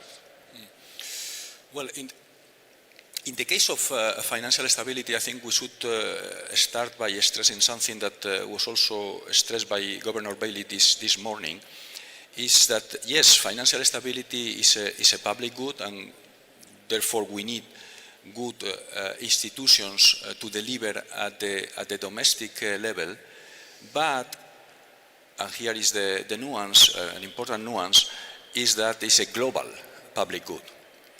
The degree of interrelations in the financial market are so significant that we know that the domestic policies that are not fully coordinated are not going to work, are not going to deliver in the objective of financial stability. And this is why having, as a first element of confidence, global standards is absolutely critical. And again, I fully agree with Governor Bailey that there are no second best here. So we have to start building the house with these global standards, definition of the global standards, which of course also requires global surveillance of the different risk and adoption of standards that mitigate the risk that we are able to identify, and then of course critically implementing those standards once they have been set. So that's the first element I want to stress. Then when you move to the national frameworks on financial stability, yes, we've been emphasizing, and for very good reasons, on the monetary policy front, how important it is to have an independent central bank with a clear mandate, and of course with full accountability. I think the arguments that we've been using for many years already in order to justify such a framework, I think are fully applicable also to the financial stability domain. So the supervisors, the macroprudential authorities at the national level also require, again for the same reasons, to be independent and to have clear mandates. Very important to have adequate resourcing, of course, in order to deliver. And it is the combination of these two elements that is absolutely critical. No? So to have this international dimension with the international standards that provides the markets and of course our citizens with confidence that there is an adequate framework in order to guarantee financial stability, but then at the national level also that there are institutions that take care of the supervision of the financial sector and that therefore are able to implement on a day-to-day basis. So this emphasis on strong institutions for supervision of the financial sector at the national level, I think is also absolutely critical, of course, together with these multilateral agreements on the global standards that are needed on this domain. Yeah, let me just add here, I have the great pleasure of working closely with Pablo and Ayman in the Financial Stability Board that is really the umbrella for the standard setting bodies to get to this regulatory consistency. So Ayman, let me turn to you and continue with this theme of global cooperation. We have heard many comments this morning underlining that the geopolitical fragmentation is making international cooperation more important, and of course Saudi Arabia plays a key role in that. So how do you see how international cooperation is evolving in terms of financial stability, in terms of central banking? And perhaps if you could also give us a perspective on the role of the dollar and sort of like the international monetary system, how do you see that evolve and how is that sort of like interrelated with this theme of international coordination? Sure. So I think Pablo has pretty much covered in great deal the financial stability and importance of it, and obviously this is a shared goal among developed and emerging economies alike. And that requires, of course, strengthening the international cooperation to help take us in I would say we will always face new emerging areas of vulnerabilities, but how to be proactive and how to deal with them is quite important. So these points cannot be overstated. But let me also acknowledge and give credit when credit is due, that remarkable progress has already been made by policymakers across the globe. And I also a proponent of a shared learnings among policymakers, which helps us in having a better informed and more vigilant and responsive regulatory stance across emerging markets specifically, and that which contributes in turn to global stability. The policy toolkit has continued to evolve. I mean, we don't have to go back to the GFC and what happened afterwards and the pandemic and then what has changed. And even recently, you mentioned trade fragmentation, supply chain disruption. There's a lot on our plate that we need to focus on and work in the coming months and years, and we need to adapt to this, notwithstanding other risk factors like rapid technological changes. So to the point about the de-dollarization, I would coin it differently in a way. So rather than talking about de-dollarization, I would focus about this new, I would say, term that's been used is better understood, in my opinion, as a gradual reconfiguration and routine diversification within a resilient monetary system that is anchored in trust, a robust institution, and an effective cross-border coordination. The dollar, as a matter of fact, continues to dominate invoicing, payments, intermediation, and reserve holdings. The latter constitute today 57% of global foreign exchange reserves. And when you talk about 70 FX transactions, 89% has one leg, that is the US dollar. So these are facts. And these data are as of late of 2025. So, and also the discussion about the decline or depreciation of the dollar over the last few years, we need to look at it in a different context. We need to take a longer observation window and look at the dollar, how they behaved over different cycles, from ditching the gold standards back in the early 70s all the way now. It remains within its cycle range, and it's still above its 50-year average. So rather than that, let's focus on how to get the most out of it. I believe with its enduring structural advantages, here the US, unparalleled market depth, liquidity, and robust legal foundation. Of course, there are hiccups along the way, but I'm talking longer term. I take a long-term view.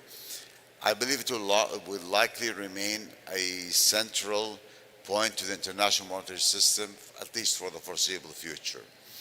But also, I would like to speak about international collaboration. And there are three vital points I would like to perhaps conclude with. The first, rapid growth in payments, innovation, and non-bank financial intermediation spills across traditional jurisdictional perimeters. We need to redouble our cross-border data enhancement efforts to enable effective surveillance and vulnerability assessment.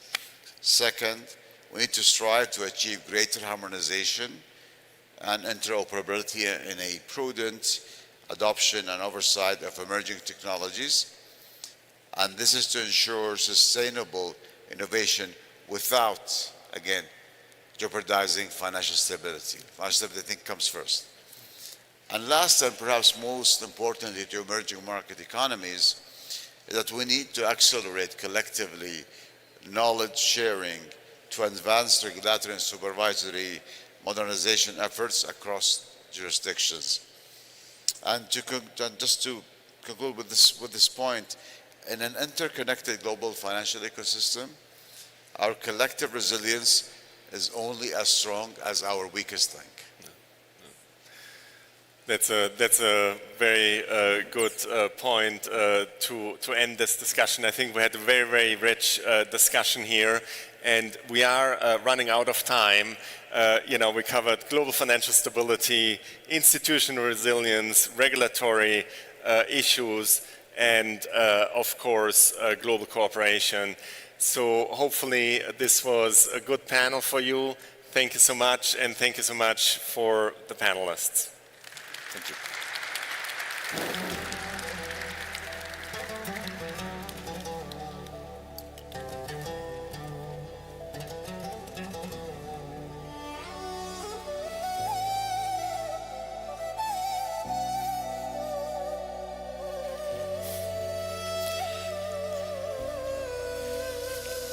Thank you to our panelists and our moderator for such an enlightening session.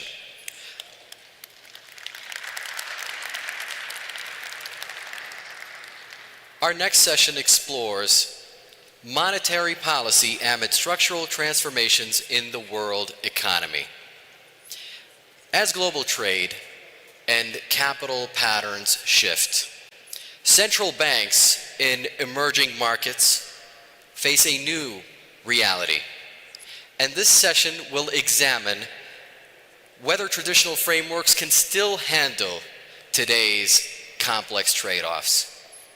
To begin, we are honored to have a presentation by our esteemed author who will set the stage for today's discussion. Please welcome to the stage Professor Kristen Forbes from MIT.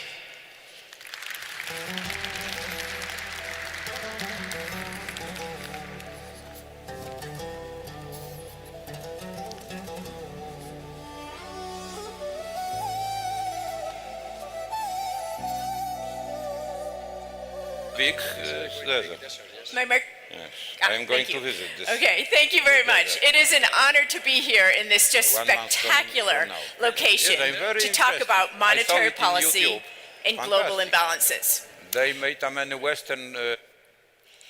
So for my presentation today, which is a summary of a much longer paper, which I wrote for this session, I'm going to try to answer two questions.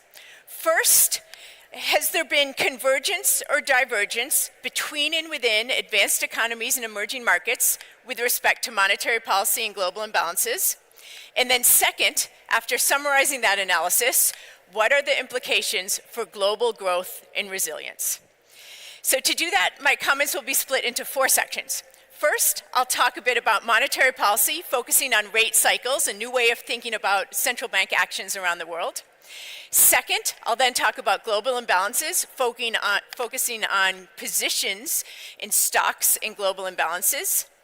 Third, I'll then draw links between the analysis of global imbalances and monetary policy. And then finally, I will wrap it all together by talking about the spillovers from some of these trends we've seen over the last few years and what the implications are for global risk and resilience, focusing on risks around international wealth effects. So since there's a lot of material I'm going to cover in a quick amount of time and summarize a lot of material in the paper, let me just give you a quick summary of what the key takeaways are from this. First, focusing on monetary policy, there has been substantial convergence in the monetary policy of emerging markets with advanced economies. This is not all emerging markets. There's still substantial heterogeneity in how monetary policy is done across emerging markets.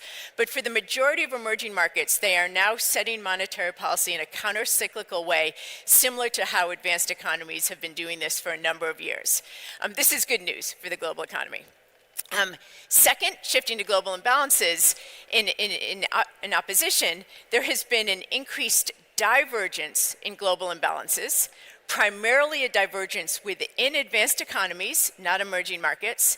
And within advanced economies, this divergence in global imbalances is primarily caused by a growing divergent position of the United States, and in particular, a large increase in the net international debt position of the United States. Bringing that all together, this is good and bad news for the global economy. The good news is the greater use of countercyclical monetary policy in emerging markets, combined with the transfer of wealth as global imbalances have grown from the US to the rest of the world, has provided important support for the global economy. It's helped smooth business cycles in emerging markets. It's provided a tailwind of resilience in part of the stronger growth that we have seen over the last few years. Looking forward, though, there are substantial risks because of this growth in imbalances, and in particular, this unsustainable position of the United States. When this adjusts, how it adjusts, will have larger spillover effects and be an important headwind in the rest of the world that I don't think is fully appreciated. Okay, so that's where I'm going. Let me jump right in with the first section on monetary policy. So I'm going to discuss the convergence of monetary policy between and within emerging markets and advanced economies. To do that, I'm going to pull from a new approach to analyzing monetary policy that I've been working on with 2 co-authors at the World Bank, and we've analyzed what we call the rate cycles of advanced economies. Now, we define a rate cycle as a period of easing and tightening in monetary policy, similar to how we, for decades, have been analyzing business cycles of periods of recession and recovery in economic activity. So we have a methodology and an algorithm we use to look at monetary policy decisions across countries and define periods of easing and tightening to constitute rate cycles. And what we've done this before and analyzed this for advanced economies, but for the conference today, we extended this methodology to emerging markets. So we now have a sample of about 56 economies, 38 emerging markets, and dates of the rate cycles in each of these economies. Based on monthly data. And this is just an example of one of this data, what comes out of this dating algorithm for Chile. The black shows the policy interest rate. We look not just at adjustments in policy rates, but also overall balance sheets. The red is the start of easing cycles for monetary policy in Chile. The purple is the start of tightening cycles. And you can do this for countries around the world and have this fantastic database of when countries' central banks start easing and tightening monetary policy. Once you have those dates, you can then look at all sorts of really interesting statistics to understand rate cycles around the world. So let me just give you a sample of some of these statistics that you can analyze. One thing you can look at is the synchronization in rate cycles around the world. So this graph in green shaded area shows the share of advanced economies that are in a tightening phase. The white above it is the share in an easing phase. The dark green line is the share of emerging markets in a tightening phase, and above that is the share in an easing phase. And the first thing that jumps out at you is these waves of tightening and easing cycles. And this shows that there often are global shocks where a large share of advanced economies and emerging markets simultaneously shift to tightening or easing monetary policy. But there's also some phases where there's not these big humps. And that's when the global shocks are not as big and monetary policy is determined more by domestic shocks and domestic activity. What also jumps out at you in this graph is that in the 2000s and 2010s, there's some synchronization between rate cycles of advanced economies and emerging markets, but the dark green line is not on top of the green shaded area.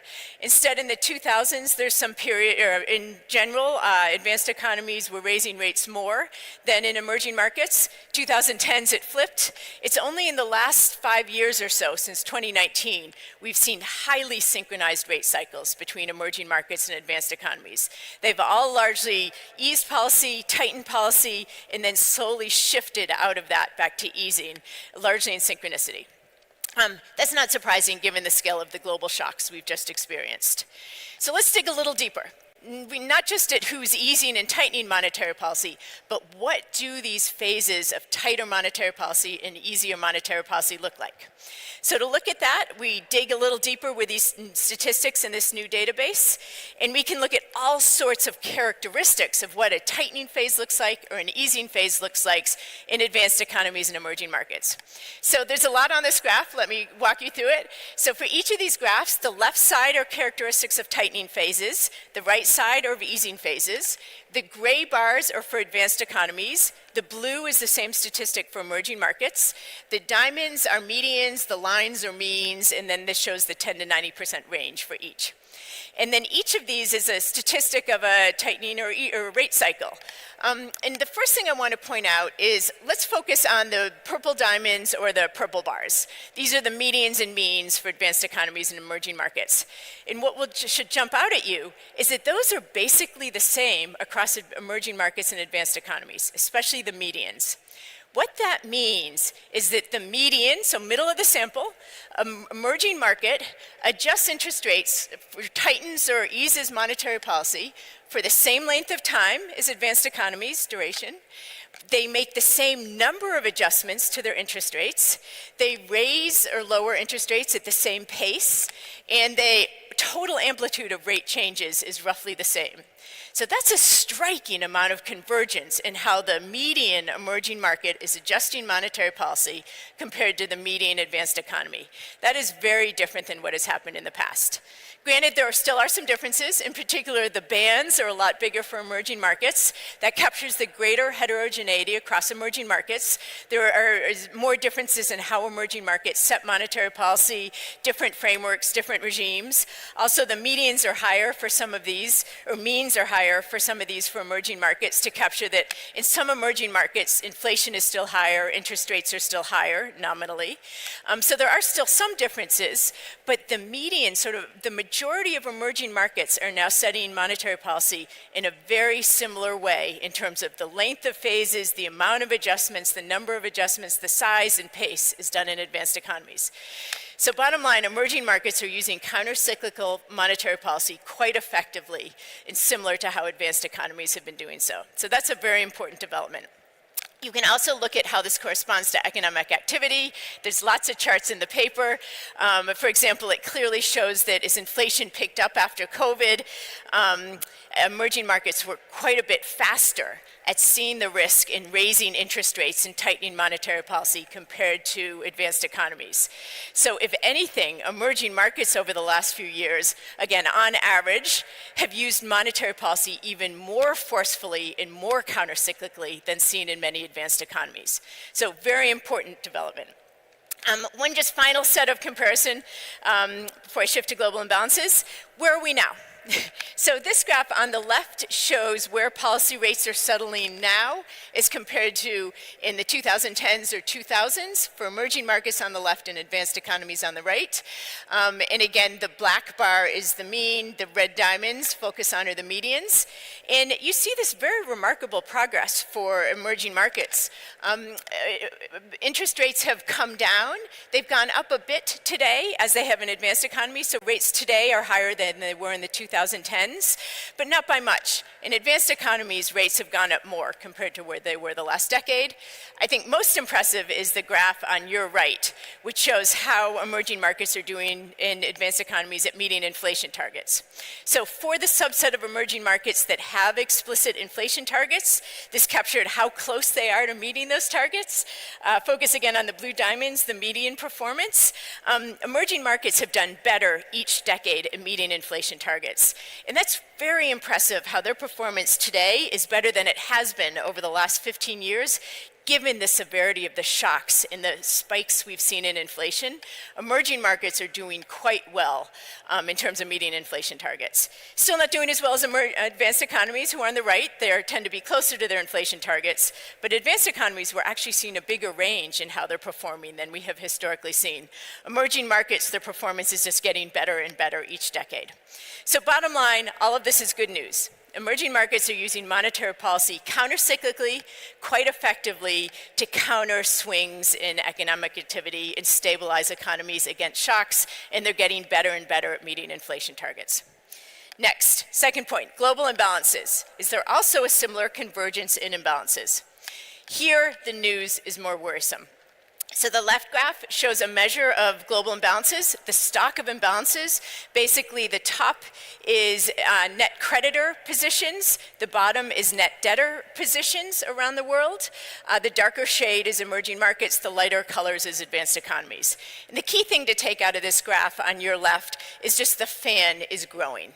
That means the size of imbalances is growing over a fairly short amount of time, particularly since 2000, imbalances have grown quite sharply. To really accentuate that, the graph on the right just calculates the divergence in this measure of imbalances. So it's the absolute value of international creditor and debtor positions. The purple line shows the total growth in global imbalances, and it's been quite steep, especially the last few years, has been growing quite sharply.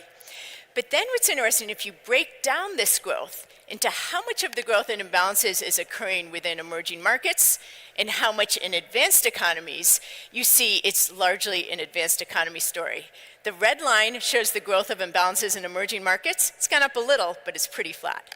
The black is the growth in imbalances in advanced economies. So advanced economies are the culprit behind this growth in imbalances. So which of the advanced economies is to blame? If you break down this graph on the left into individual countries and regions, you see there is one culprit, the dark gray there, that is the United States debtor position. It has grown quite sharply and really dominates the graph. And this just captures the size of the US international debt position is quite large. And this is not just US government debt, which is often the focus. These graphs of imbalances capture the overall debt or asset or liability position of a country. So it's the debt and assets of a government, plus the corporate sector, plus the financial sector, plus the household sector. And that has grown quite sharply in the US. Who's on the other side? You know, if you have debtors, you have to have creditors on the other side. The other side has been more stable. The blue is Japan, which is at a fairly large creditor position for an extended amount of time. Red jumps in there around 2000. That's the growing creditor position of China. That's large. That's part of the story, but it hasn't grown at least through the end of 2024 when our data stops. There is some evidence it's growing more now. This graph on the right just breaks out the emerging markets in the sample. So those of you in the room, some of you can find yourself on the graph. And there you see of the emerging markets, the big creditor position is China, with some contribution in black from Saudi Arabia and Russia. So global imbalances are growing. US is a big part of the story in the change, the deterioration over the last 15, 20 years. What's driving that? So we do a lot of analysis in this paper. We go country by country. What exactly is driving these changes and imbalances around the world? Some really interesting patterns, different forces in different countries. But in the interest of time, let me just summarize some general patterns on average across countries. So this breaks down what is driving imbalances in advanced economies on the left, emerging markets on your right, the 1990s in the left bar for each, and over the last 5 years on the right bar. Blue is the role of trade in driving imbalances. That's often where we focus. It's where a lot of the politics is, how trade flows are driving imbalances, especially in the US these days. And what you see is trade is an important part, driving imbalances, plays a bigger part in some countries than others, particularly China, it's quite large. Plays a bigger role for emerging markets in driving changes and imbalances, but its role has fallen quite a bit over time. Instead, what is playing a bigger role is the green and red, which are financial effects affecting imbalances. The green is flows of income. The light green is largely investment income. A lot of that is interest payments across borders. The darker green is other income payments, which include remittances. Those are not surprisingly bigger in emerging markets.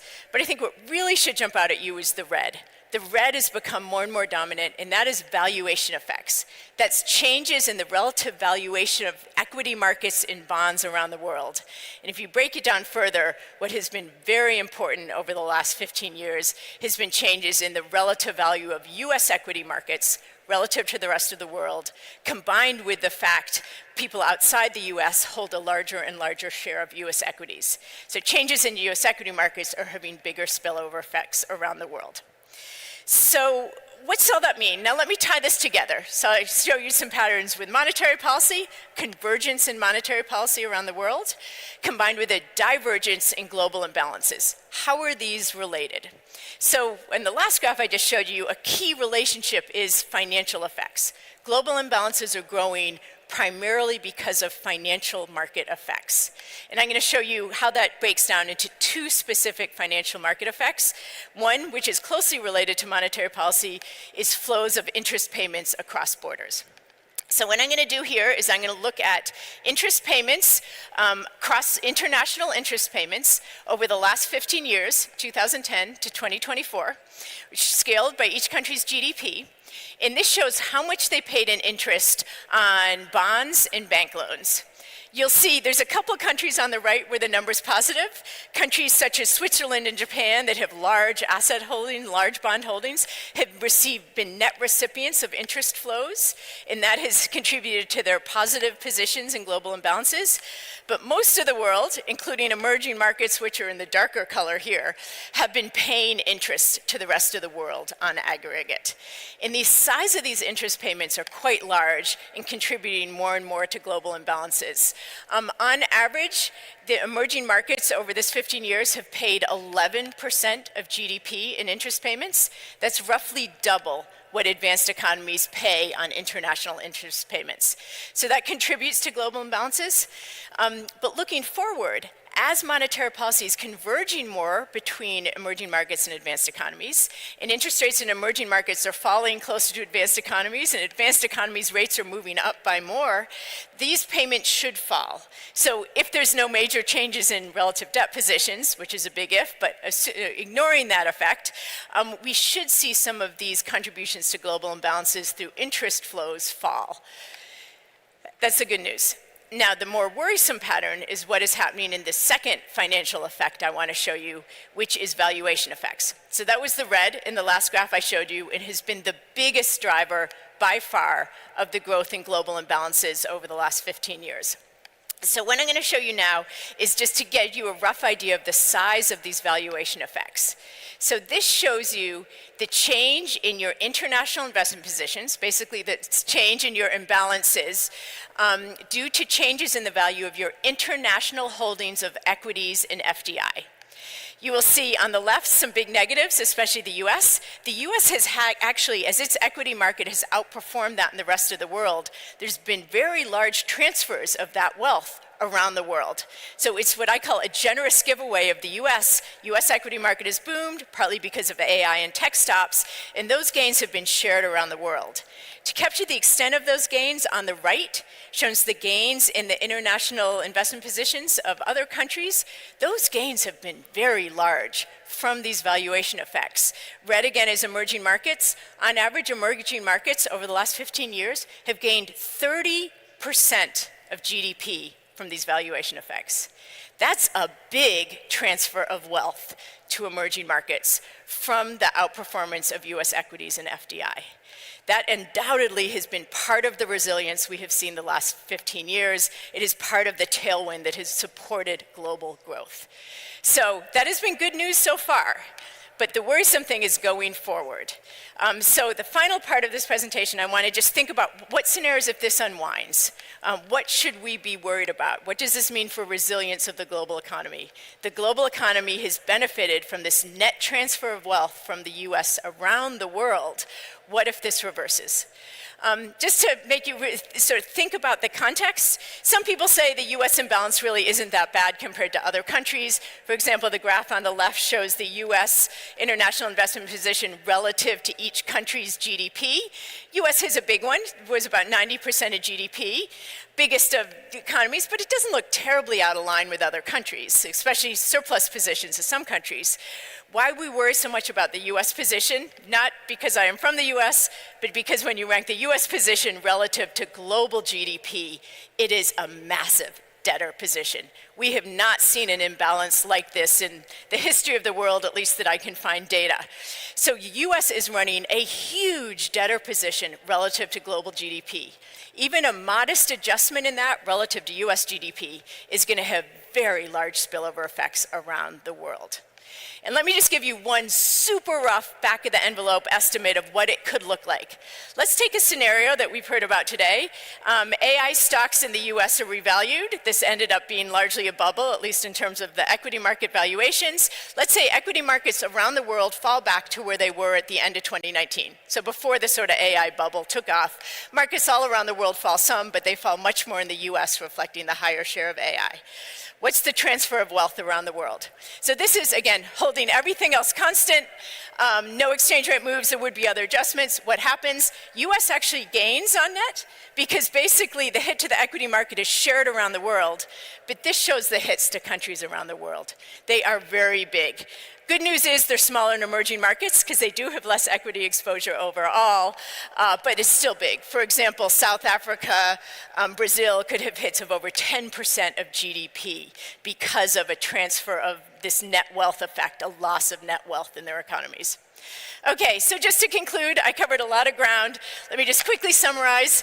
Recent developments in monetary policy, good news, convergence in how emerging markets are using monetary policy, using it countercyclically, very effectively to smooth shocks. In some sense, even more effective, more countercyclical monetary policy in emerging markets, but with a caveat, there is still a lot of heterogeneity across emerging markets, very different policies, which we'll hear about in this panel.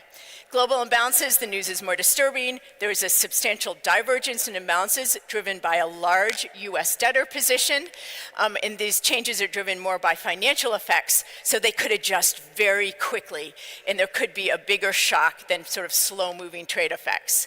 When you put the two together, the convergence in monetary policy and divergence in imbalances has provided a very important boost to global growth to date. It's helped economies smooth their economies against shocks. It's also provided a very substantial tailwind of net wealth transfer from the US to countries around the world. But this also means the world is now more vulnerable to a series of shocks, whether it's a fall in US equity markets or a depreciation of the dollar, which will likely be part of the adjustment. The spillover effects could be much larger than we have experienced in the past because of the much larger size of these imbalances. Thank you. Thank you so much, Professor Forbes, for your insightful presentation. Thank you so much. And please allow me to invite our esteemed panelists for this panel and the final panel of today. Please welcome His Excellency, the Governor of Narodowy Bank Polski, Professor Adam Gelbeneski.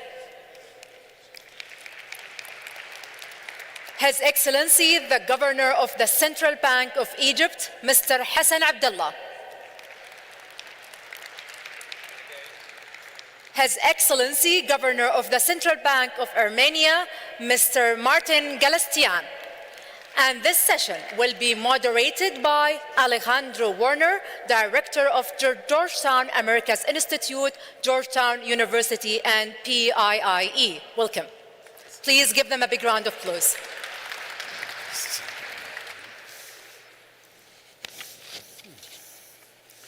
Well, welcome Christine, Adam, Martin, and Hassan. Thank you very much, Minister Al-Jadaan, Managing Director Georgieva, for the invitation and the honor to be and chair this panel, and the initiative to have this 4-hour emerging markets debate, brainstorm, and think on how to navigate this very complex international environment. Christine's paper provides a perfect framework to think of the challenges monetary policy will face after successfully navigating the COVID-19 shock and the post-pandemic inflation surge. Now, the shifts in trade patterns, the impact of AI, and the buildup of financial fragilities as sovereign debt has gone up, and as Governor Bailey mentioned this morning, the disconnect between policy uncertainty and asset valuation generates an important uncertainty on how this gap is going to close. To discuss Christine's paper, we have a great panel with 3 governors of central banks at different stages of building a robust and credible monetary policy framework. So with that, we will turn first, maybe we can start with Egypt, Governor Hassan, and tell us how has Egypt been navigating this environment and the challenges going forward. Thank you very much. First of all, I would like to start by showing my... Hello, can you hear me now? Well, first of all, it's my first time to AlUla, so I would like to show my appreciation for this serene and lovely place. And of course, thank you to Minister Jadaan and his team, Kristalina, Jihad and their team. This is an amazing, you've been very active, helping us a lot in meeting and in getting things. Now, for Egypt, of course, we have been on a reform, monetary policy reform since maybe 18 months now. We've been in a very bad position where we tried to limit the trade to preserve foreign currency, and this has led to a very bad luck and led to even something worse, which most people in advanced countries do not know, which is called the black or a parallel market. Since March 24, we've been moving towards inflation targeting. We have implemented a foreign exchange regime that's for the first time in the history of Egypt flexible, that responds to demand and supply, and more important, which is the mindset that we have. Because the mindset has always been that the governor, and this I made clear to the public through the press, that a governor should not be responsible or credited for a stronger currency or a weaker currency. Our job is to have a framework that the currency would move in and give the proper pricing, but it's not an objective to have a strong currency. And therefore, we've been focusing on inflation. And through our focus on inflation, we've been able to drop inflation from around 40% towards around 12%. And this has really initiated a lot of confidence in the economy. Meanwhile, as my colleague and my friend, Governor Sayari said, we've been working very hard to build buffers. So we increased our reserves from low 30s to the mid 50s. And more important, we had a swing from the NFAs from negative 30 to positive 30. So as you can see in this turbulent world, all central banks have to make and do buffers. buffers that are very important. This is number one. Thank you. Thank you very much. Now we turn to Governor Glapiński of the Central Bank of Poland. Ladies and gentlemen, of course, I am very privileged and honored, and I have a great pleasure to be invited to such a beautiful place, such a specific place in the middle of the desert, a beautiful mirror house, like from the tale. It's something unusual. It could happen probably only in Saudi Arabia nowadays. Fantastic place to discuss. It's a big pleasure to be invited by such an eminent person like officials from Saudi Arabia, from President Kristalina, so many eminent persons. Saudi Arabia is, maybe it sounds strange, a little bit similar to Poland from the point of view of the population, number of population and some problems, etc. Of course, the main difference is that unfortunately Poland we don't have oil. So we have coal, which is now forbidden by European Union, and it makes only some problems. So we would like to exchange our coal for oil in some historic process, and it is possible, but probably 1 million a year or something like that. So this is our main problem. Besides that, the economic history of Poland for the last 20 years is a story of success. We are still classified as an emerging market economy, but our price-adjusted per capita GDP rose from 38% to as much as 76% of the euro area between 1995 to 2024. So we have higher GDP per capita in many countries of the Eurozone. So we are something between, like a man in 40s and his 40s. He's not old, but he's not young. Yes, something between. And some problems we have just because of the situation. The topic of our session, we have listened to Professor Forbes' insightful presentation. I will elaborate on the topic presented by her by giving a context of monetary policy in Poland in recent years. Exactly 3 years ago, in February 2023, inflation in my country reached its peak at 18.4%. It was a terrible figure at that time for the first time in our history. It was the highest level for the 25 years. Of course, inflation was driven, as in the most economies, by external supply-side shocks, mainly energy prices.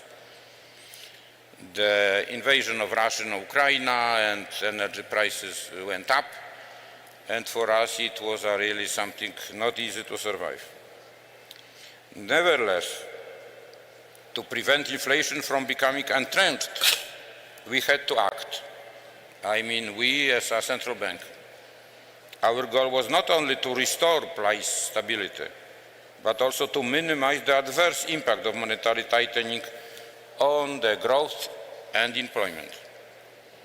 Although Polish bank has not such a legal regulation as the American one, that we are also responsible for employment and growth, but in reality, you know, we are responsible for everything. So we can't have interest rates up to the sky.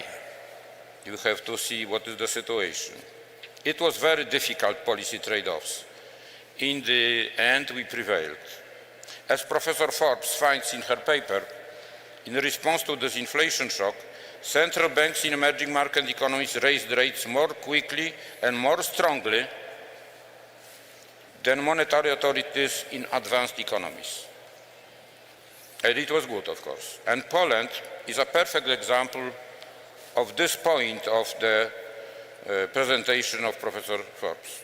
We started to hike interest rates already in October 2021, almost 6 months ahead of the Federal Reserve in the United States and 9 months ahead of the European central banks. In total, within 1 year, we raised the key policy rate from 0.1% to 6.75.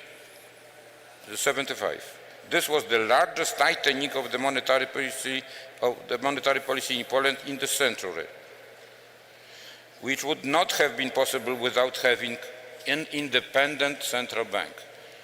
I stress this, independent central bank. Of course, it was not easy for the society, this high interest rates. It was not easy for the government. So we have a very hot quarrel with government at that time. We were under big pressure of government at that time. It's a little bit like in the United States nowadays. For the government, such a high rates were very, how to say, uncomfortable. And we were highly criticized by the society, by public opinion, by many political, let's say, lobbies and economic lobbies. But fortunately, our legal regulations and European standards, let's say something like that, and support of International Monetary Fund, which assists us, and we survive, and we keep this very severe policy, just to cut down the inflation, because inflation could flow up.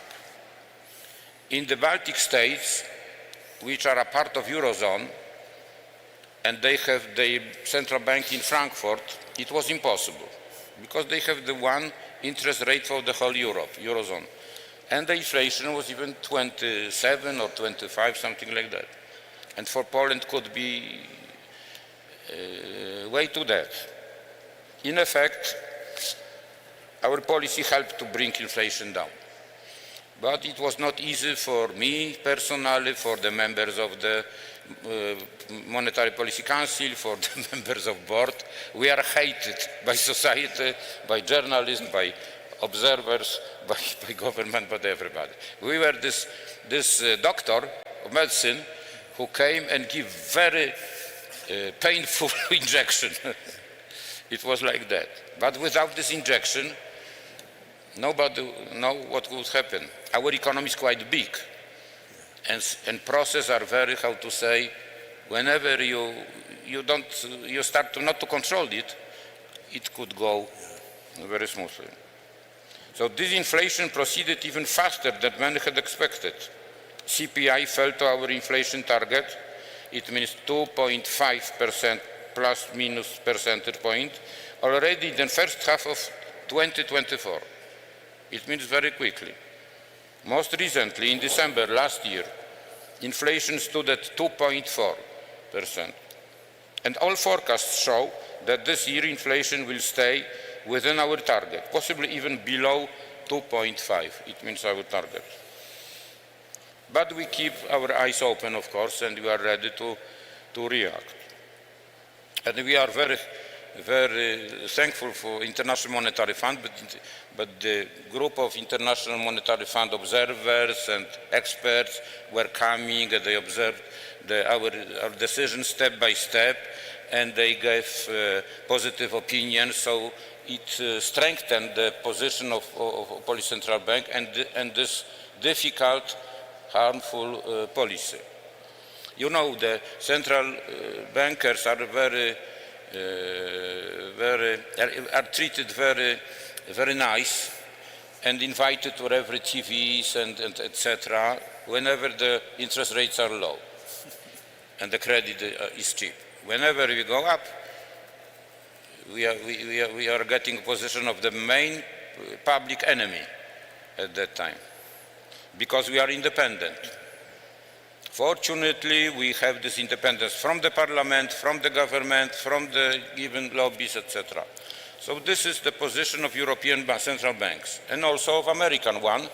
But you know, in America, the problem is that in US, it is not strict legal regulation of that. This is some kind of agreement, some kind of tradition, things like that. So in European countries, it is just a law.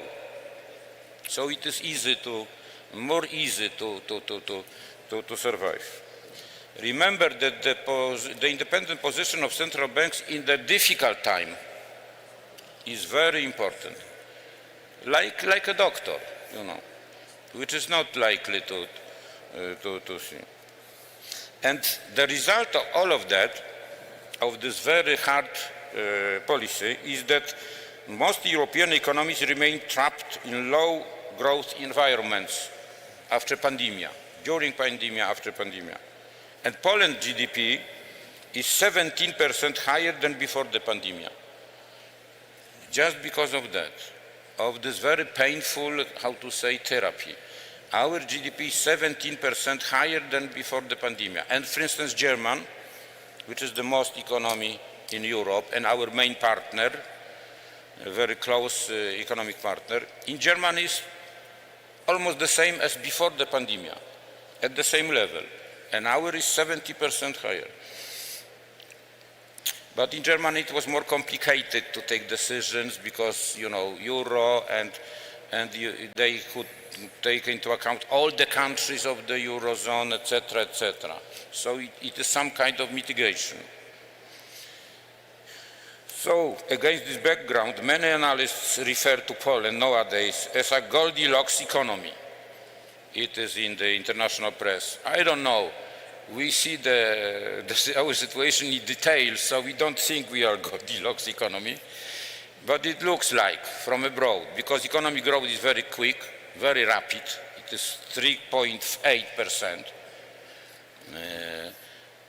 And at the same time, inflation is in the target, so it looks very good, and for this year and maybe next. But it is, you know, in economy, in financial, in international finance, everything is very fragile. Everything is very fragile. One war, one economic crisis, one pandemia, one tension, international tension, and everything is ruined.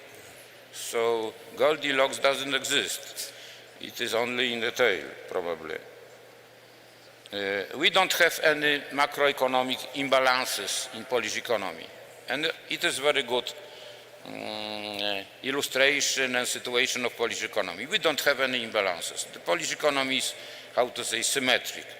But at the same time, it is also a very weak point. We don't have any specialization. We don't have any strong point on international market. Everything we have at the same level. It makes our economy very elastic, but at the same time we don't have this ongoing strong point. Public debt in Poland is growing rapidly in such a complicated situation. It is moderate still to the other statistics of other countries, but it reached around 60% of GDP now. The public debt is driven by high fiscal deficit, around 7% of GDP, because we have, for the last few years, and now we have to spend so much money, so much finance or armaments on defense. We spend almost 5% of our budget on defense. And it is a very heavy burden for us. Of course, you can say, why you didn't spend enough money in the last 10 years or 20 years?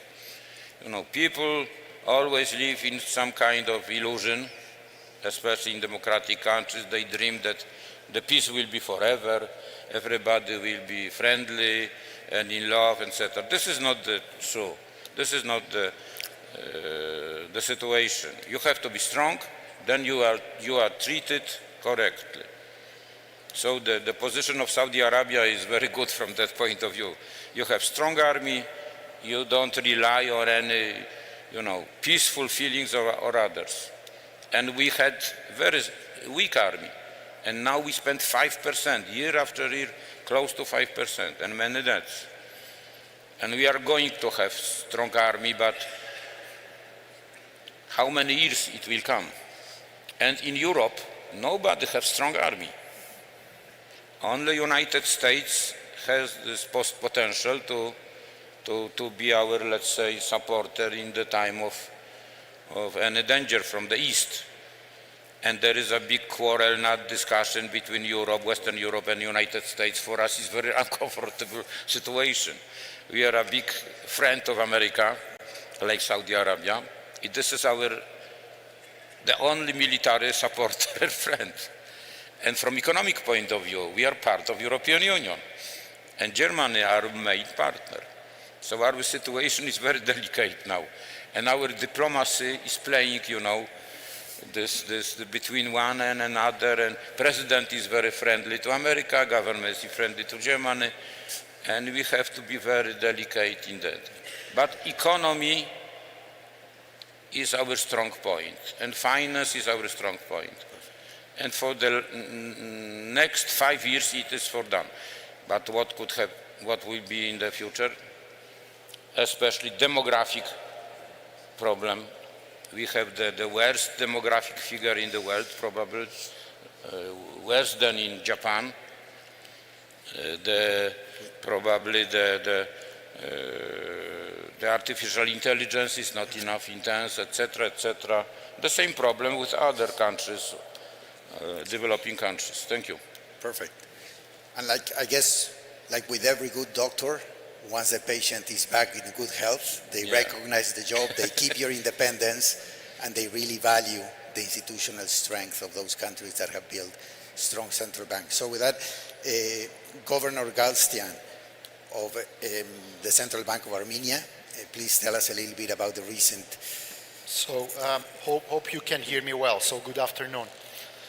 First of all, I'd like to thank Minister Al-Jadaan and all the Saudi team for this invitation. Managing Director, thank you very much for having us. It's a great honor and privilege to sit on the stage. So I would like to start with something which is dear to my heart, which Minister mentioned in the morning in his opening remarks. I think macro stability is the foundation of growth. There is no inherent conflict between macro stability and growth.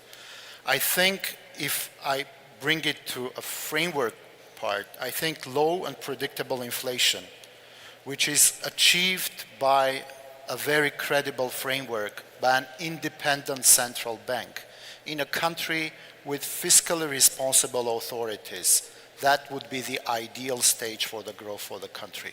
So that is something that cannot be replaced with any types of means.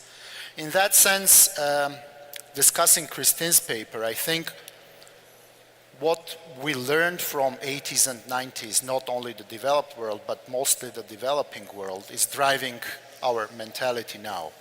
That's why I fully agree, and I really enjoyed reading the paper, that emerging markets in some instances are more counter-cyclical, and they do things even better compared to other advanced economies.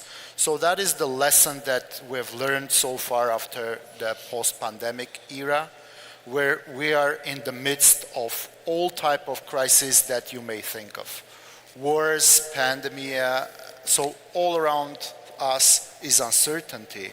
And that teaches us a lesson that we need to have a credible policy framework in place, run by an independent institution, which provides an anchor of stability for us to overcome all the tensions that could come to our doors, being by general public, by authorities, and so on and so forth. So I fully agree with your statement, and then the facts show that is very important. So sharing the Armenian case in that respect, I would say that Central Bank of Armenia was among the first, if not the first central bank in the world, start tightening cycle. We did it even before that Polish colleagues did. We did it in December 2020. And we were very proactive in our anticipation that this excessive demand, which was not matched by supply side, will create inflation problem. And then if you take your status and your work seriously, one thing that bothers you all day long will be the credibility. So advanced economies somehow rest on their laurels because they thought that credibility is given. We thought that it's endogenous and then you need to work your through. So we increased the interest rates, and it turned out that we were right. So supply and demand were unparalleled with each other. There was an excessive demand, and we did it in a forward-looking manner, somehow trying to guide the market in terms of forward guidance. And that also helped us to develop our own framework, which we started in 2020, which we called Prudent Risk Management Approach to Monetary Policy. Basically, we did two important kind of novelties to the framework that we have. We're in the realm of inflation targeting since 2006, but we did an adjustment. One was we moved away from baseline, and then we're discussing a lot of alternative scenarios which are incorporated in our decision-making process. And second thing is the change in the mindset. We have a mindset of a risk manager, if you wish. All the time we're asking the same question: what if our policy is wrong? What will happen if we make a wrong decision? In this global uncertain environment, you are not always sure about your own policy decisions, so incorporating the most difficult thing in one baseline was impossible for us, so we moved away from that. And the second thing, if we're wrong, how to move or steer economy from Olivier Blanchard's dark side of the business. So that's why we created this policy framework, which is, to me, is probably the most transparent framework in the world currently, because we do three things. We publish the entire discussion which takes in the board the same day as we make the decision. All board members publish one-pagers explaining their position vis-à-vis their decision. And the third thing, we do attributed votes and attributed minutes. So this gives the market not only incentive, but also the understanding of what is going on in the boardroom. And probably to me, that is, in this heightened uncertain environment, that is the best anchor that market could expect from a policy-making body like the central bank. The second thing that Christine discusses in her paper is this imbalances which are we facing, right? So this net international investment position, US vis-a-vis the world. So can we take this environment where we're enjoying the flow of capital into our shores as given? My critical answer would be no. So what should we do next? Credible framework would be the overarching, but the second thing is build reserves, both on the monetary side of the business and also on the fiscal side of the business. So building reserves would be critical because you've done the simulation with 20% decrease in S&P or any major index, and you see that it's so much concentrated around AI and tech. That is highly possible scenario to come out. And if that happens, then what you do as an emerging market economy, if the Fed's interest rates stay elevated. So Fed decreases the interest rates, but market punishes for fiscal discipline issues or for some other reason. What do? Your neutral interest rates will be elevated.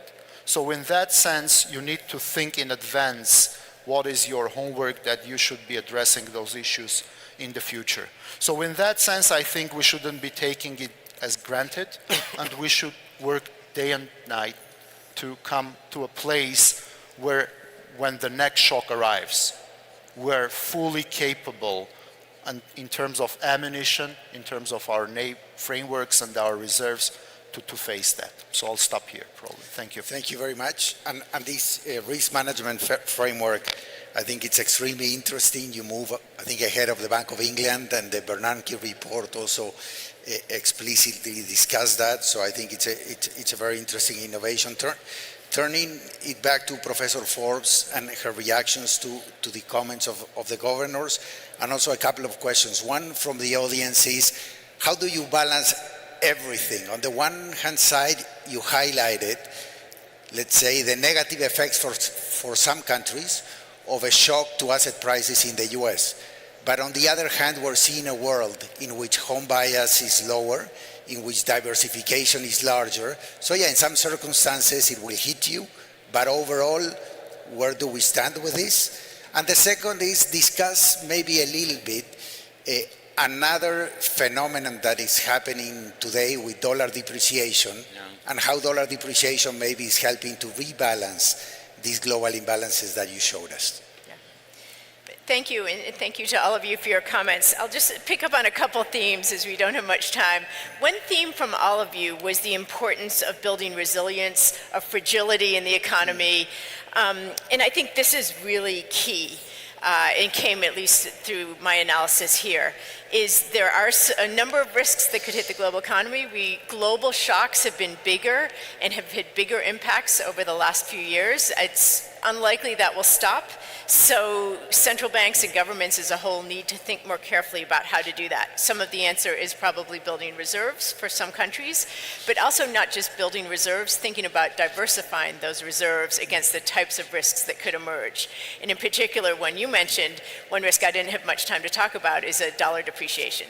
When I look at the growth in global imbalances and I think of ways that this could adjust and probably be less painful than some other ways, a dollar depreciation is likely part of the solution. If the dollar depreciation happens slowly over time, the global economy should be able to handle that. But as we all know with financial markets, these things often don't happen slowly and smoothly. So I think that would be a risk I would put in the mix here, that there could be a substantial dollar depreciation. That could help shrink the U.S. debtor position quite quickly and quite sharply. So from the U.S. viewpoint, that might not be a terrible thing. But the spillover effects in other countries could be quite large. I've done some scenarios like the ones I showed you there, and the effects could be as big as some of the worrisome ones about an adjustment in U.S. equity markets. So what I would suggest sort of in terms of solutions, other than the ones which all of you have suggested, is central banks are now doing more scenario analysis, which I think is very helpful. Think about what type of shocks could emerge. Think about what that could mean for the path of interest rates. Some are using that more in your communications. And we should probably push and do more sort of scenario analysis of these types of global risks. What if there is a major dollar depreciation? No one likes to talk about that publicly, but you should at least do it privately. What if there's a major adjustment in equity markets? Really think through what that means and then how you can build resilience in response. Should be very top of the priority list. Thank you very much, Professor Forbes. And maybe we go back in the order we are sitting. I mean, talking about scenario analysis, and given that Governor Galstian talked about avoiding dark corners, what dark corners worry you the most? You talked about accumulating reserves, but what else are you doing to stay away from those dark corners? So I think there is no substitute for a good policy. It's absolute must. During last several years, we have been touched by so many shocks, and most of them are external, like exogenous. That gives us a lesson, and I'll give you an example of which kind of situation we are. So imagine it's February 2022, Russia-Ukraine started like 2 days before, and then you are in the boardroom, needs to decide on the interest rate in the country, which is very dependent on Russia in terms of economic ties. And then there is one obvious scenario which goes negative demand shock, which because the Russian economy will be hit, then it will transfer to your own economy, and then the negative external shock will devastate your economy in a way that you didn't expect. And what do? You decrease the interest rates, right? Obviously. But at the same time, there is another scenario, very small probability, but high impact, that when Russia-Ukraine started, there might be a relocation of Russian professionals and Russian capital to other places. And one of the places of that relocation could be Armenia. And then if you think from that perspective, it's quite the opposite. It's a positive external shock. And then you need to contemplate both, because putting both in one baseline is quite impossible. And then if you do it, then you go to the market and telling those both stories and trying to explain the idea of your decision being taking those two at the same time is much more efficient than going and tell the most plausible story, which is negative external shock, and trying to explain the market why didn't you decrease the interest rates, but keep them on the level they were before the Russia-Ukraine war. So a lot of instances like that drove us that we need to think systematically about developing a framework which encapsulates a lot of possible scenarios at the same time. And we did it. And I could tell and I could confess that we were a bit hesitant at the beginning, and the fund was hesitant at the beginning. But I think we proved somehow right, because whatever I hear from general public, market participants and international organizations is generally positive phenomena that we're experiencing here and now. Thank you. And I think for the fund, something that is very important is ownership. And having a counterpart and a central bank that really owns the framework and really lives by the framework, it's very, very important. I mean, Governor Abdallah, in terms of next steps for the disinflation process in Egypt, the complete opening eventually of the capital account, the floating of the exchange rate, do you see this process in such a complicated international environment? Fine. Of course, I'd start with the international environment because I'd like to throw in a couple of words because we always, as central bank, me and my colleagues mentioned that we need to build buffers, but it's not easy to build buffers. My message here is that we need to be very clear that in good times we should be building the buffers, should not wait till a crisis happens. And also I want to make sure that the central banks should start having repo lines, especially emerging markets, with the developed world. And we as a banking sector need to provide scenario analysis and contingent for our banking sector itself. Also, I'm calling on MDBs, and I've done that before clearly, that we should have a contingent facility linked to special CPs which should be triggered immediately in case of a crisis. Also, as for us in Egypt, we're trying to have better tools to forecast. So we have created a data science department. We have nowcasting. We're trying to build the leading indicators because most indicators we're using in a lot of countries, they are lagging. So we're trying to build our leading indicators.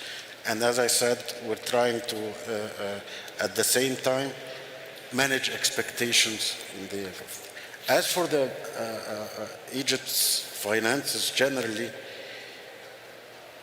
the way it looks now is that the upside is much more, it's a much greater probability path, because part of our resources, namely Suez Canal, has been at rock bottom and now it's starting to pick up. Our tourism is to a very large extent at a record high, not only in terms of numbers, but in terms of expenditure. And the whole economy is moving. The private sector, now the PMI is above 50, and I believe that we in Egypt have more upside than downside, bar the external shocks which everybody is subject to. Thank you. Thank you very much. And I mean, Governor Glapinski, in terms of issues that you have mentioned lately, among them, one that is very salient is your position in terms of reserve accumulation, but more than that, switching towards gold. So it would be interesting to listen to your thoughts on that move. And a question that I think we cannot avoid is your view on eventual euro adoption. That is a pending issue and the conclusion of a very long process. From the point of view of central bank, our main accommodation to the future shocks and turbulations on the international financial world, because we understand that in the world scale there is some kind of new era. The new situation is realized, is coming.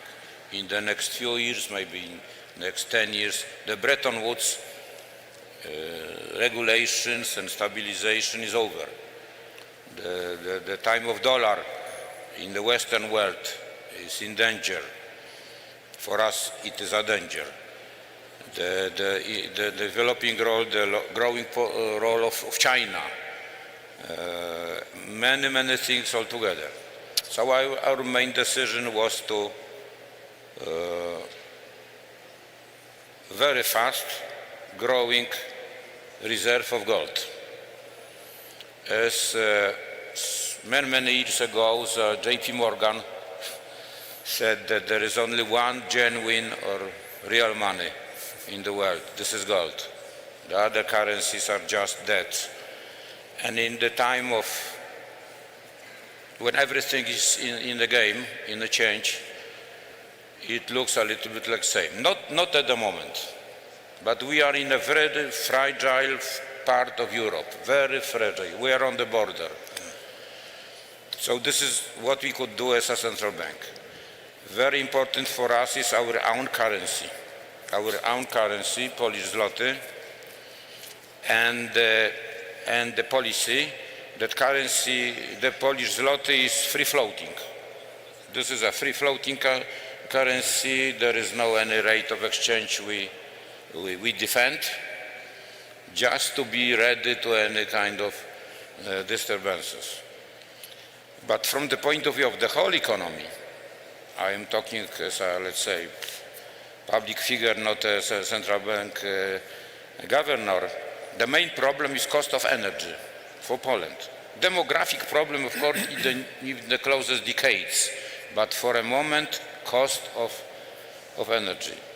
We couldn't survive in a competitive country with such a high cost of energy. We were supplied from Russia with this gas like Germany. Now we made many decisions. One of the very important is that we had close contacts with Saudi Arabia, and we sold a big part of our main refinery to Aramco, to Saudi Arabia, to have this constant, safe import of oil. But it's not enough. And our energy is 3 times more expensive, more cost than in China, in Asia, 2.5 or something like that, and in the United States. So we couldn't survive with that. We should do something. I don't know, maybe closest contact with Saudi Arabia or something. Of course, nuclear power station, this is a solution, but it lasts. We started to do that now, so maybe after 10 years. But what could happen in 10 years period? So this is our main and only problem, I could say. How to be competitive on the international market with such an expensive energy, especially electric energy, and artificial intelligence energy, cryptocurrency energy. Everything is based on the energy. And you are a main victim of European policy of green energy projects. This is a very nice project. Everybody would like to have green energy and fresh air and clean air, but for us it's some kind of a knife to the heart, because our economy was based on coal. Yeah. The only economy in Europe which was fully based on coal. We still have this coal for the next 40, 50 years, but we have to close it down. And we don't have any other. We don't have wind, we don't have sun, you know, as other countries, enough, like Egypt, for instance, maybe Armenia, I don't know. You have water probably in such a thing. So we have to import oil. And cost of oil defines everything.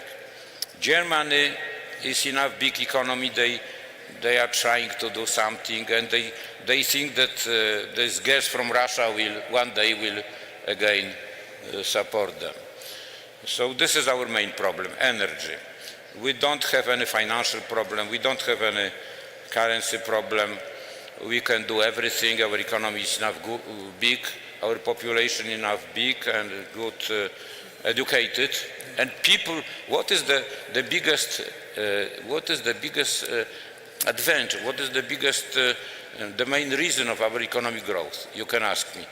I will say you, the ambitions of Polish people, men and women, to live better, like in Western Europe. This was ambition during communist time. And they work extremely hard, they work extremely long, especially women. All women in Poland work 8 hours per day. This is not part-time or something like that. 8 hours a day. People work very hard to get higher standard of living. And they've got this higher standard, but you know, the cost of that is family, no children, no future. So everything costs in economy, like Milton Friedman said one day, there is no free lunch, yes? So we have very rapid economic growth, everything is good, but work very hard.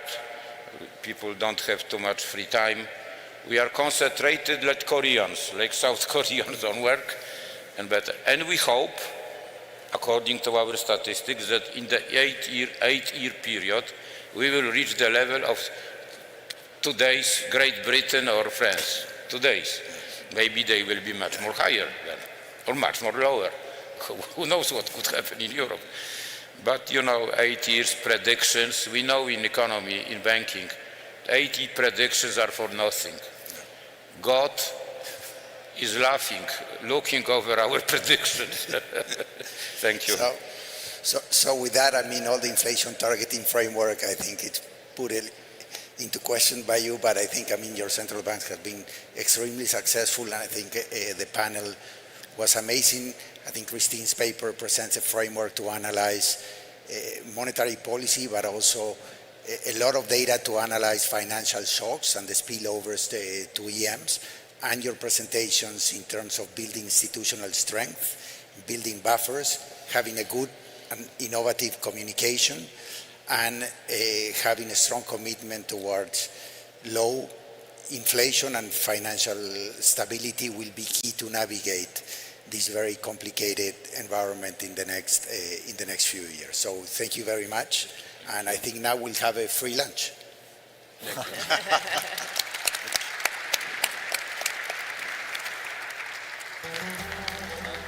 Thank you so much, Your Excellencies. Thank you so much. وضح. Esteemed guests, as we conclude our program for today, it's clear that the conversation we've started from this early morning, as beautiful as the landscape surrounding us, right, وضح? You know what I found most inspiring? That we move beyond just identifying the shifts happening in our global economy. Today we actually drafted a blueprint for our future. Exactly. From the Asian spirit of Diwan this morning to the modern complexity of the trade and finance we just discussed. Today, we are really about one thing. Literally, we're here for just one thing, turning our shared challenges into common cause of action. That right there is a perfect way to sum it up. And now we invite you all for lunch. Thank you so much, and we look forward to inviting you back tomorrow. Thank you. Until then, our guests, please enjoy the beautiful AlUla. Thank you. Thank you, Allah. Thank you.